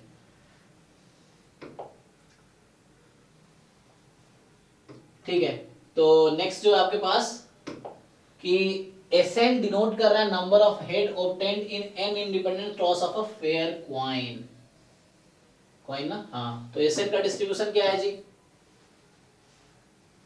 Binomial n comma half. हाँ बाइनोमियल n कॉमा हाफ, ठीक है, तो बाइनोमियल अब हो जाएगा ना चेबिशेव इनइक्वालिटी, तो एसएन के बारे में कर सकते हैं, ये x बार है, SN upon n is x bar, actually this is x bar, तो आ जाएगा। तो पुट करके वो आपका वहां से एक यहाँ पे जो आएगा चेबिशेव से है ना, यहाँ n के टर्म में कुछ आएगा, उससे इक्वेट करके n आ जाएगा। xy be the independent binomial 3 1/3, then probability that the, अच्छा ये तो अभी क्वेश्चन पहले हमें टेस्ट में मिला था, हाँ, probability that the this is orthogonal, तो इजी है, तो ये तो कर दिया था आप लोगों ने, तो हाँ ये क्वेश्चन एक्चुअली मॉक टेस्ट 3 में भी मिला था, तो और इसमें 2 आंसर थे, इसमें एक तो ये था सर 4/9 और एक था 16/81, तो कौन सा होगा सर इसमें? 2 आंसर क्यों आएगा, 2 आंसर क्यों आएगा, x into y बराबर ऐसा कुछ 1 आया था और x plus y बराबर आई थिंक 2 आया था, ऐसा आया था ना, तो यहाँ पे x की वैल्यू 1 है और y की वैल्यू 1 है, यही दोनों सेटिस्फाई करेगी। अब x1 y1 xy तो आईडी है, तो ये x बराबर 1 के होल स्क्वायर के इक्वल है, और x बराबर 1 इसमें निकालोगे तो 3c1 जो कि है 3, और ठीक है ना 1/3 की पावर 1 2/3 की इसकी पावर 2, ये देखो 3c1 एंड 1/3 की पावर 1, और हो गया, ठीक है, ये आ जाएगा, ओके। आ गया सर, ये आ रहा है। ये आपको कह रहा है कि this random sample from population with PDF, तो यहाँ पे पीडीएफ देखो, थोड़ा सा यहाँ पे एक तो हिंट दिख रहा है मुझे कि माइनस, अगर एक्स क्यूब को मैं टी ले लेता हूँ, नया रैंडम नंबर वाई मान लेता हूँ, 3x स्क्वायर लिया जाए। हाँ अगर y बराबर मैं एक्स क्यूब ले लेता हूँ तो इसका डिस्ट्रीब्यूशन इजीली आ जाएगा अल्फा ई की पावर माइनस अल्फा वाई, ठीक है। तो मतलब एक्सपोनेंशियल अल्फा आ जाएगा वाई, एक्स क्यूब का डिस्ट्रीब्यूशन कर लो, उससे आ जाएगा, है ना। तो y बराबर एक्स क्यूब लोगे तो ट्रांसफॉर्मेशन का फॉर्मूला लगाओ, तो उससे ये सीधी क्या है, ये 3x² dx बन जाएगा और e की पावर माइनस अल्फा वाई, तो अल्फा e की पावर माइनस अल्फा वाई बनेगा। तो उससे आपका एमएलई निकालना है, तो कैसे भी करने को, एमएलई तुम्हें याद भी होगा, उसके एक्सपोनेंशियल अल्फा का एमएलई, है ना। तो एक्सपोनेंशियल अल्फा का एमएलई क्या है, उससे देख लो।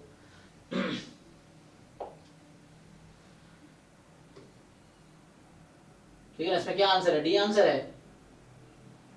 एमएलई ऑफ अल्फा पूछ रहा है, तो अल्फा के लिए देखना पड़ेगा अल्फा किस पॉइंट में मैक्सिमाइज होगा। या फिर अगर ये नहीं करना हो कोई दिक्कत नहीं, if you don't want to use कोई दिक्कत नहीं है, आप सीधा सीधा लाइक्लीहुड फंक्शन लिखो और फिर उसको एल डैश अल्फा को 0 पुट करो, अल्फा की जो वैल्यू आएगी वो आंसर आ जाएगा। ये लॉग एल है, आप लॉग करते हो ना आप लोग, ताकि वो खत्म हो जाए एक्सपोनेंशियल वाला। तो लॉग ये करो, इसको डिफरेंशिएट करो, 0 पुट कर दो, उससे भी आ जाएगा। चेक करना क्या आता है, उससे भी कर सकते हो, इससे भी कर सकते हो। बट डायरेक्ट करोगे मुझे लगता है इजी रहेगा, उसमें फिर मुझे वापस आना पड़ेगा ना। हालांकि आ जाएगा, क्या आता है एक्सपोनेंशियल, इस वाले पीडीएफ में एमएलई निकाल के देखना पड़ेगा। एक्सपोनेंशियल जब मीन तो इसका 1/अल्फा हो जाएगा, है ना, तो वो चीज आई थी। तो मे भी आंसर या तो ए होगा या डी होगा, देख लो एक बार, ए सर, है ना। हाँ, क्योंकि यहाँ क्योंकि मीन यहाँ 1/अल्फा है ना, इसीलिए, क्योंकि मीन अल्फा होता तो x बार आता, है ना।